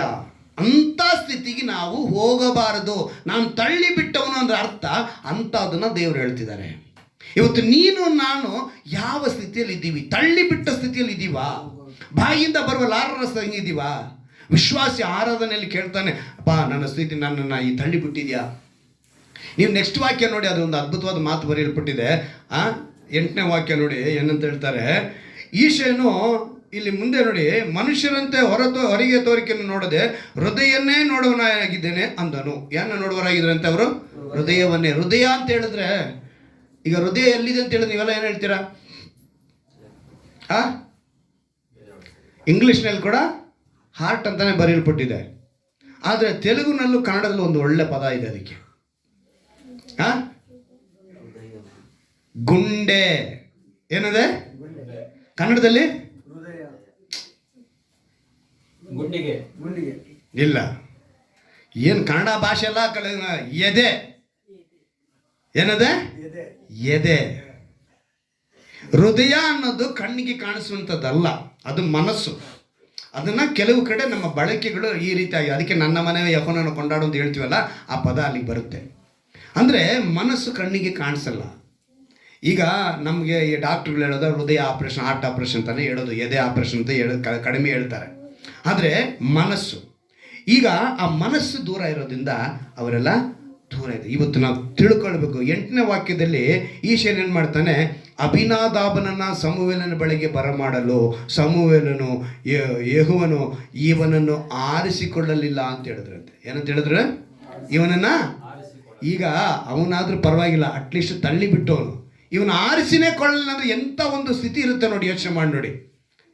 ಇವನ್ನ ನಾನು ಒಂದು ಕಂಪನಿ ಕೆಲಸಕ್ಕೆ ಹೋಗಿದ್ದೀರಾ, ಅಲ್ಲಿ ಕೆಲಸಕ್ಕೆ ಹೋದ್ಮೇಲೆ ಇಂಟರ್ವ್ಯೂ ನಡೀತಾ ಇದೆ. ಅವರು ನಿಮ್ಮನ್ನು ಇಂಟರ್ವ್ಯೂ ಸೆಲೆಕ್ಷನ್ ಮಾಡಿಲ್ಲ, ನಿಮ್ಗೆ ಏನು ಅನಿಸುತ್ತೆ? ಅಯ್ಯೋ ನಮ್ಮನ್ನು ಕೆಲಸಕ್ಕೆ ತಗೊಂಡಿಲ್ವೇ, ಎಷ್ಟು ಬೇಸರ. ಆ ರೀತಿಯಾಗಿ ಈ ಅಭಿನಾದಾಬನನ್ನು ದೇವರು ಹೇಳ್ತಾರೆ, ಅವನ ನಾನು ಆರಿಸಿನೇ ಕೊಳ್ಳಲಿಲ್ಲ. ಇವತ್ತು ಒಂದು ಕಂಪನಿ ಚೇಂಜ್ ಮಾಡ್ಬೋದು ನೀನು. ಈ ಕಂಪನಿ ಇಲ್ಲ ಅಂದರೆ ಇನ್ನೊಂದು ಕಂಪನಿ ಅಲ್ವಾ, ಈ ಕೆಲಸ ಇಲ್ಲ ಅಂದರೆ ಇನ್ನೊಂದು ಕೆಲಸ.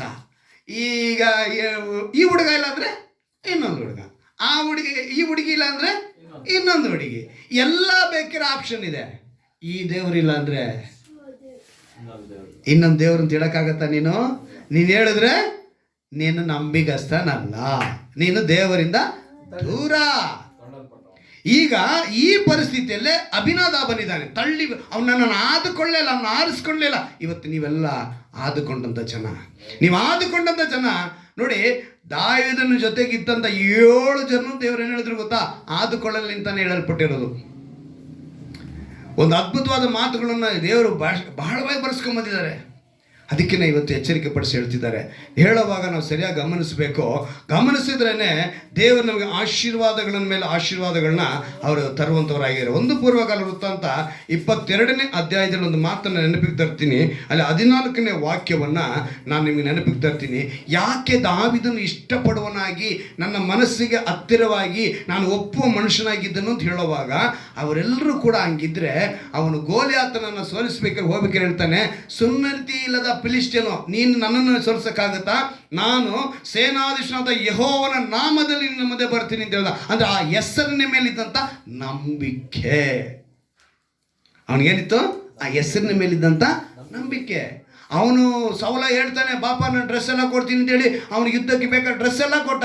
ಆದರೆ ಅವ್ನು ಹಾಕ್ಕೊಂಡು ನಡೆಯೋಕ್ಕಾಗಲಿಲ್ಲ, ಅದನ್ನೆಲ್ಲ ಬಿಚ್ಚಿಕ್ಬಿಟ್ಟು ಅವನೇನು ಮಾಡ್ದ, ಅವ್ನು ಕವಣೆ ತಗೊಂಡ, ನುಣುಪುಗಲ್ಲ ತಗೊಂಡ, ಸೀದಾ ಹೋದ ಅವ್ನು ಕೋಲು ಹಿಡ್ಕೊಂಡು. ಗೋಲಿಯಾತ ನೋಡಿ ಹೇಳ್ತಾನೆ, ಏನಂತ ಹೇಳ್ತಾನೆ, ನಾನು ನಾಯೇನೋ ಅಂತ ಕೇಳ್ತಾನೆ. ಏನಂತ ಕೇಳ್ತಾನೆ ಅವನು? ನಾನು ನಾಯೇನೋ ಕೋಲು ಹಿಡ್ಕೊಂಬರ್ತೀಯ ಅಂತ. ಅವನು ಹೇಳ್ತಾನೆ, ನೀನು ಹೀಯಾಳಿಸುವ ಸೇನಾಶ್ವನ ಯೆಹೋವ ಎಂಬ ನಾಮದಲ್ಲಿ ನಿನ್ನ ಸೋಲಿಸ್ತೇನೆ, ನಿನ್ನ ಕತ್ತಿಯಿಂದ ಕೊಲ್ತೀನಿ. ಅವನಿಗೆ ಬರೀ ಒಂದು ಕಲ್ಲು ಹೊಡೆದ, ಕೆಳಗೆ ಬಿದ್ದ, ಅವನ ಕತ್ತಿ ತಗೊಂಡು ಸೋಲಿಸ್ತಾ. ಸೌಲಂತ ಅವನು ಏನಂತ ಹೇಳ್ತಾನೆ ಗೊತ್ತಾ? ನಿನ್ನ ಕೈಲಿ ಆಗಲ್ಲ ಕಣೋ, ನೀನು ತುಂಬ ಚಿಕ್ಕ ಹುಡುಗ ಅಂತಾನೆ. ಅವನು ಹೇಳ್ತಾನೆ, ನನ್ನ ದೇವರು ನನಗೆ ಕುರಿಗಳನ್ನ ಕೊಟ್ಟಿದ್ರು, ನಾನು ಅದನ್ನು ಕಾಯ್ತಾ ಇದ್ದೆ, ಸಿಂಹ ಬಂತು, ಕರಡಿ ಬಂತು, ಅವುಗಳನ್ನೆಲ್ಲ ನಾನು ಕೊಂದಾಕಿದ್ದೀನಿ. ದೇವರು ದಾವೀದನ ಆರಿಸಿಕೊಳ್ಳೋ ಉದ್ದೇಶನೂ ಅದೇ. ಒಂದು ತನ್ನ ಕುಟುಂಬಕ್ಕೆ ಕೊಡಲ್ಪಟ್ಟಂಥ ಕುರಿಗಳನ್ನೇ ಒಂದು ಸಿಂಹ ಒಂದು ಮರಿನ ಎತ್ಕೊಂಡು ಹೋದ್ರೆ ಬಿಟ್ಬಿಡ್ತಾರೆ. ಅವೆಲ್ಲ ಏನು ಮಾಡ್ತಾರೆ, ಅಯ್ಯೋ ಹೋಗ್ಲಿ ನಮ್ಮ ಪ್ರಾಣ ಬಾಳ್ಕೊಂಡು. ಆದ್ರೆ ಏನು ಮಾಡಲಿಲ್ಲ ಅವನು, ಹೋದ ಸಿಂಹದ ದವಡಿನ ಸೀಳಿ ಕೊಂದನಂತೆ. ವಾಕ್ಯಗಳಿದೆ, ನೀವು ಅದನ್ನ 17ನೇ ಅಧ್ಯಾಯದಲ್ಲಿ ನೋಡ್ಬೋದು. ಸಮೂಹದಲ್ಲಿ ಅವನು ಕರಡಿ ಉಗುರು ಕೂಡ ನನ್ನ ಮೇಲೆ ಟಚ್ ಆಗಕ್ಕೆ ಬಿಡಲಿಲ್ಲ ಅಂತಾನೆ ದೇವರ ಸೌಲನ ಹತ್ರ. ಕರಡಿದ ಉಗುರು ಕೂಡ ನನ್ನ ಮೇಲೆ ಟಚ್ ಮಾಡಕ್ಕೆ ಬಿಟ್ಟಿಲ್ಲ ದೇವರು. ಅಂತ ದೇವರು ನನ್ನ ಆರಾಧಿಸುವ ದೇವರು. ಸೊ ನಾನು ಗೆಲ್ತೀನಿ ಅಂತೇಳಿ ಸೌಲನ ಹತ್ರ ಹೇಳಿ ಹೋಗಿ ಗೋಲಿ ಹತ್ರ ಸೋಲಿಸ್ದ. ಸೊ ಆ ನಂಬಿಕೆಯಿಂದ ಅವನು ಒಪ್ಪುವ ಮನುಷ್ಯನಾದ. ಆ ಒಪ್ಪುವ ಮನುಷ್ಯನೊಂದಿಗೆ ಈಗ ಬರ್ತಾರೆ ಆ ಮಲಾಕ್ಯದ 3 ವಾಕ್ಯಗಳಿದ್ರೆ, ಮಲಾಕ್ಯ, ಲೂಕ ಮತ್ತು ಇದು ಈ ವಿಷಯಗಳಿಗೆ ಏನಂತ ಹೇಳ್ತಾರೆ ಅಂತ ಹೇಳಿದ್ರೆ, ಈ 22ನೇ ಅಧ್ಯಾಯದಲ್ಲಿ ದಾವೀದನು ದೇವರಿಗೋಸ್ಕರ ಏನು ಮಾಡ್ದ ಅಂತೇಳಿ ಬರೆಯಲ್ಪಟ್ಟಿದೆ. 14ನೇ ವಾಕ್ಯದಲ್ಲಿ, ಈಗ ನಾನು ಬಹು ಪ್ರಯಾಸಪಟ್ಟು ಯೆಹೋವನ ಆಲಯಕ್ಕೋಸ್ಕರ 1,00,000 ತಲಾಂತು ಬಂಗಾರವನ್ನು, 10,00,000 ತಲಾಂತು ಬೆಳ್ಳಿಯನ್ನು, ಲೆಕ್ಕವಿಲ್ಲದಷ್ಟು ತಾಮ್ರ, ಕಬ್ಬಿಣ ಇವುಗಳನ್ನು, ಕಲ್ಲು ಮರಗಳನ್ನು ಕೂಡಿಸಿದ್ದೇನೆ, ನೀನು ಇನ್ನೂ ಹೆಚ್ಚು ಕೊಡಿವಿ. ಯಾವುದಕ್ಕೆ? ದೇವರ ಆಲಯನ ಕಟ್ಟೋದಕ್ಕೆ. ಮೇಲೆ ಬರೆದಿರುವಂಥ ವಿಷಯ 1,00,000 ತಲಾಂತು ಅಂದರೆ ಎಷ್ಟು ಅಂತ ಹೇಳಿ ಕೆಳಗಡೆ ಫುಟ್ನೋಟಲ್ಲಿ ಕೊಟ್ಟಿದ್ದಾರೆ. ನಮ್ಮ ಭಾಷೆಗೆ 1,012 ಕೋಟಿ 50 ಲಕ್ಷ ರೂಪಾಯಿ. ಇದು ನಮ್ಮ ಭಾಷೆಗೆ, ನಮ್ಮ ಅಮೌಂಟ್ಗೆ. ಅಲ್ಲಿ ಮೇಲೆ ಬರೆದಿದ್ದು 1,00,000 ತಲಾಂತು ಬಂಗಾರ ಅಂತ ಹೇಳಿದಿಲ್ಲ. ಆ ಬಂಗಾರ ಎಷ್ಟು ಅಂದರೆ 1,012 ಕೋಟಿ 50 ಲಕ್ಷ ರೂಪಾಯಿ. ಅಷ್ಟು ದೇವರಿಗೆ ಕೊಟ್ಟ. ನೆಕ್ಸ್ಟ್ ಹೇಳಿದ್ರೆ 10,00,000 ತಲಾಂತಿ ಬೆಳ್ಳಿಯನ್ನು ಅಂತ ಹೇಳುವಾಗ 565 ಕೋಟಿ 50 ಲಕ್ಷ ರೂಪಾಯಿ. 565 ಕೋಟಿ ಲಕ್ಷ, ಕೋಟಿನೇ ಲಕ್ಷ. ಎಷ್ಟು ದೊಡ್ಡ ಅಮೌಂಟ್ ಲೆಕ್ಕ ನೋಡಿ. ಇಷ್ಟನ್ನ ದೇವರಿಗಾಗಿ ಕೊಟ್ಟ. ಇವತ್ತು ನಿನಗೆ ಕೊಡಲ್ಪಟ್ಟಂಥ ಆಶೀರ್ವಾದ, ನಿನ್ನನ್ನು ಕೊಡಲ್ಪಟ್ಟಂಥ ಸಂಪತ್ತು, ನೀನು ದೇವರ ರಾಜ್ಯದ ಕೆಲಸಕ್ಕಾಗಿ ಪ್ರಯೋಜನವಾಗಿ ಇರಬೇಕು. ಹಲ್ಲೆಲೂಯಾ. ಅದನ್ನೇ ಅವರು ಹಳೆ ಒಡಂಬಡಿಕೆ ಕಾಲದಲ್ಲಿ ಅವರಿಗೆ ಅಷ್ಟು ಕಟ್ ಅಂಡ್ ರೈಟ್ ಆಗಿ ಕಠಿಣವಾಗಿ ಹೇಳಿ, ಕೊಟ್ಟಿಲ್ಲ ಅಂದರೆ ಶಾಪಗ್ರಸ್ತರು ಅಂತ ಹೇಳಿದ್ರು. ಹೊಸ ಒಡಂಬಡಿಕೆ ಕಾಲಕ್ಕೆ ಬಂದಾಗ ದೇವರ ಯೇಸುವಿನ ಬೋಧನೆಗಳೆಲ್ಲರೂ ಕೊಡಲ್ಪಡುತ್ತೆ. ಯಾಕೆ ಈ ಥರ ಇದ್ದೀರಾ, ಮನಸ್ಸು ಬದಲಾಯಿಸಿ ಅಂತ ಹೇಳಿದ್ರು. ನೆಕ್ಸ್ಟ್ ಪೌಲನ ಉಪದೇಶಕ್ಕೆ ಬಂದಾಗ ಪೌಲನ ಮೂಲಕ ಏನಂತ ಹೇಳ್ತಾರೆ, ಬಲಾತ್ಕಾರದಿಂದ ಕೊಡಬೇಡಿ. ಯಾರೋ ಒಬ್ಬನ ಪರಿಸಾಯನ ಹೇಳೋದಕ್ಕೆ, ಸದ್ದುಕಾಯಿನ ಹೇಳೋದಕ್ಕೆ, ಧರ್ಮಶಾಸ್ತ್ರ ಹೇಳೋದಕ್ಕೆ ಆ ರೀತಿ ಕೊಡಬೇಡಿ. ನೀವು ಕೊಡುವಾಗ ದುಃಖದಿಂದಲ್ಲ, ಸಂತೋಷದಿಂದ ಕೊಡಿ. ನೀನು ಕೊಟ್ಟಾಗ ಅದನ್ನು ದೇವರು ಸೇರಿಸಿ ಕೊಡ್ತಾರೆ. ಇಲ್ಲದವನಿಗೆ ಇನ್ನೂ ಕೊಡಬಹುದು, ಇಲ್ಲದವನ ಬಳಿಯಿಂದ ಹೆಚ್ಚಾಗಿ. ಅಂದರೆ ಆ ತಲಾಂತುಗಳಲ್ಲಿ ನಾವು ನೋಡಿದ್ವಲ್ಲ, ಅವನೇನಾಗಿದ್ದ, ಆ ಆಳನ್ನ ದೇವರು ಕಟಕಟನೆ ಹಲ್ಲಿ ಕಡೆನಿಗೆ ಅಲ್ಲಿಗೆ. ಇವತ್ತು ನೀನು ತಿಳಿದುಕೊಳ್ಬೇಕು, ನಾನು ದೇವರ ಮೆಚ್ಚುಗೆಗೆ ಬಾಯರು. ಒಂದು ಮಾತು ಇದು ಗೊತ್ತಾ, ನಾವು ಕೇಳುವುದಕ್ಕೂ ಬಯಸುವುದಕ್ಕೂ ಹೆಚ್ಚಾಗಿ ಕೊಡುವುದು ಯಾವಾಗ ಗೊತ್ತಾ, ಕಾರ್ಯ ಸಾಧಿಸುವುದಿನ. ವಾಕ್ಯ ಕೊನೆಯದಾಗಿ ಓದಿ ನಾವು ಪ್ರಾರ್ಥನೆ ಮಾಡೋಣ. ಎಫೆಸದವರಿಗೆ ಪತ್ರಿಕೆ 3ನೇ ಅಧ್ಯಾಯ 20ನೇ ವಾಕ್ಯ. ಎಫೆಸದವರಿಗೆ ಬರೆದ ಪತ್ರಿಕೆ 3ನೇ ಅಧ್ಯಾಯ 20ನೇ ವಾಕ್ಯ. ನಮ್ಮಲ್ಲಿ ಕಾರ್ಯ ಸಾಧಿಸುವ ವಾಗ್ದಾನ ಹೇಳಲ್ಪಟ್ಟಿದೆ. ಕಾರ್ಯ ಸಾಧಿಸುವ ದಿನ, ಕಾರ್ಯ ಸಾಧಿಸುವ ದಿನ ತನ್ನ ಶಕ್ತಿಯ ಪ್ರಕಾರ ನಾವು ಬೇಡುವುದಕ್ಕಿಂತಲೂ ಯೋಚಿಸುವುದಕ್ಕಿಂತಲೂ ಅತ್ಯಧಿಕವಾದದನ್ನು ಮಾಡಲು ಶಕ್ತನಾದ ದೇವರಿಗೆ ಸಭೆಯಲ್ಲಿಯೂ ಕ್ರಿಸ್ತ ಯೇಸುವಿನಲ್ಲಿಯೂ ತಲಾಂತರಕ್ಕೂ ಯುಗ ಯುಗಾಂತರಕ್ಕೂ ಸ್ತೋತ್ರ. ಆಮೆನ್. ಹಲ್ಲೆಲೂಯಾ. ನೀವು ಬೇಡುವುದಕ್ಕೂ ಬಯಸೋದಕ್ಕೆ ಹೆಚ್ಚಾಗಿ ಕೊಡುವ ಶಕ್ತಿಯುಳ್ಳ ದೇವರು. ಸೊ ನಮ್ಮ ಮೊಣಕಾಲು ಹಾಕಿ, ದೇವರೇ ಈ ವಾಕ್ಯಗಳಿಂದ ನಮ್ಮನ್ನು ಬಲಪಡಿಸು ಅಂತ ಹೇಳಿ ನಮ್ಮನ್ನು ಒಪ್ಪಿಸಿಕೊಡೋಣವಾ? ಎಲ್ಲರೂ ಒಪ್ಪಿಸಿಕೊಡೋಣ. ದೇವರ ಒಂದು ಅದ್ಭುತವಾದ ಮಾತನ್ನು ನಮಗೆ ತಿಳಿಸಿದ್ದಾರೆ. ನಾವು ತಳ್ಳಿಬಿಟ್ಟವರಾಗಿರಬಾರ್ದು, ದೇವರಿಗೆ ನಾವು ಆರಿಸಿಕೊಳ್ಳಲ್ಪಟ್ಟವರಾಗಿರಬೇಕು. ಈಶನ ಮಕ್ಕಳು 7 ಜನ ಮಕ್ಕಳು ತಳ್ಳಿಬಿಟ್ಟವರು, ಆದುಕೊಳ್ಳಲಿಲ್ಲ ಅವನ್ನ. ಆದರೆ ಇವತ್ತು ದೇವರು ನಮ್ಮನ್ನು ಆದುಕೊಂಡಿದ್ದಾರೆ. ನಾವು ಐಶ್ವರ್ಯವಂತರು ಸಂಪನ್ನರಾಗಿರೋದು ದೇವರ ರಾಜ್ಯವನ್ನು ಕಟ್ಟುವುದಕ್ಕಾಗಿ. ಅರ್ಥ ಆಯ್ತಾ? ಸೊ ಎಲ್ಲರೂ ನಮ್ಮನ್ನು ಒಪ್ಪಿಸಿಕೊಟ್ಟವರಾಗಿ ಪ್ರಾರ್ಥಿಸೋಣ. ಸ್ತೋತ್ರ ಕರ್ತನೆ, ಸ್ತೋತ್ರಪ್ಪ. ಈ ವಾಕ್ಯವನ್ನು ಕರ್ತನೆ ನಮ್ಮನ್ನು ಕೊಟ್ಟು ಬಲಪಡಿಸಿದ್ದಕ್ಕಾಗಿ ಸ್ತೋತ್ರ ರಾಜ. ಈ ವಾಕ್ಯಕ್ಕೆ ನಾವು ಒಪ್ಪಿಸಿಕೊಟ್ಟವರಾಗಿ, ಹಳೆ ಒಡಂಬಡಿಕೆ ಕಾಲದಲ್ಲಿ ಪ್ರವಾದಿ ಮಲಾಕಿನ ಮೂಲಕ ನೀನು ಹೇಳಿದ್ದು ಯಾವುದಕ್ಕೆ, ಸುವಾರ್ತೆಗಳಲ್ಲಿ ಲೂಕನ ಮೂಲಕ ನೀನು ಹೇಳಿದ್ದು ಯಾಕೆ, ಪೌಲನಿಂದ ನಮಗೆ ಹೇಳಿದ್ದು ಯಾಕೆ ಎಂದು ನಮಗೆ ತಿಳಿಯಪಡಿಸಿದ್ಯಾ. ನಾವು ಕೊಡುವರಾಗಿರಬೇಕು. ದಾವೀದನು ಒಬ್ಬ ಮನುಷ್ಯನಾದನು, ಕಾರಣ ಅವನು ನಿನ್ನ ಮೇಲೆ ಇಟ್ಟಂತ ನಂಬಿಕೆ. ಹಾಗೆ ದೇವರ ರಾಜ್ಯವನ್ನು ಕಟ್ಟುವುದಕ್ಕಾಗಿ ಅವನು ಮಾಡಿದಂಥ ಕಾಣಿಕೆ. ಅದೇ ರೀತಿ ಕರ್ತನೆ ನಮ್ಮ ಬದುಕಿನಲ್ಲಿ ನಾವು ನಿನ್ನಗಾಗಿ, ನಿನ್ನ ರಾಜ್ಯವನ್ನು ಕಟ್ಟುವುದಕ್ಕಾಗಿ ನಾವು ಉಪಯೋಗಿಸಲ್ಪಡುವರಾಗಿರುವುದಕ್ಕೆ ಕೃಪೆ ಮಾಡಿಕೊಡು. ಎಲಿಯಾಬನಂತೆ ನಾವು ತಳ್ಳಿಪಟ್ಟವರಾಗಿರಬಾರದು. ಅಭಿನಾದಾಬನಂತೆ, ಶಮ್ಮ ಅಂತೆ ನಾವು ಆದುಕೊಳ್ಳಲಿದವರಾಗಿರಬಾರದು. ನಾವು ಆದುಕೊಂಡವರಾಗಿರಬೇಕು ಕರ್ತನೆ. ನಮ್ಮನ್ನು ಆದುಕೊಂಡಿದ್ಯಪ್ಪ, ಅದಕ್ಕೆ ನಮ್ಮನ್ನು ಒಪ್ಪಿಸಿಕೊಡುತ್ತಿದ್ದೇವೆ. ನಂಬಿಕೆಯಿಲ್ಲದ ದೇವರನ್ನು ಮೆಚ್ಚಿಸುವುದು ಅಸಾಧ್ಯ ಎಂಬ ವಾಕ್ಯನಂತೆ ನಾವು ನಿಮ್ಮನ್ನ ನಂಬಿಕೆಯಿಂದ ಮೆಚ್ಚಿಸುವಂತ ಪಾತ್ರಗಳಾಗಿ ನಮ್ಮನ್ನು ನಡೆಸು ಅಂದೇಳಿ ಯಾರ್ಯಾರು ಒಪ್ಪಿಸಿಕೊಡುತ್ತಾರೋ ಅವರೆಲ್ಲರಿಗೂ ಈ ವಾಕ್ಯದ ಆಶೀರ್ವಾದ, ಯಾರದನ್ನ ಆಶೀರ್ವಾದ ಯೇಸು ಕ್ರಿಸ್ತನ ನಾಮದಲ್ಲಿ ಒಂಟಾವಿನ ಪ್ರಾರ್ಥಿಸ್ತೇನೆ. ನಿಮ್ಮ ನಾಮನ ಮಹಿಮೆ ಪಡಿಸಿಕೊಳ್ಳಿ, ಬೆಳೆದ ಕೃಪೆಯಿಂದ ತುಂಬಿಸು. ನಮ್ಮ ರಕ್ಷಕನ ವಿಮೋಚಕನಾಗಿರುವ ಯೇಸು ಕ್ರಿಸ್ತನ ನಾಮದಲ್ಲಿ ಪ್ರಾರ್ಥಿಸಿ ಬೇಡಿ ಅಂತ ತಿಳಿಸಿಕೊಳ್ಳುತ್ತದೆ.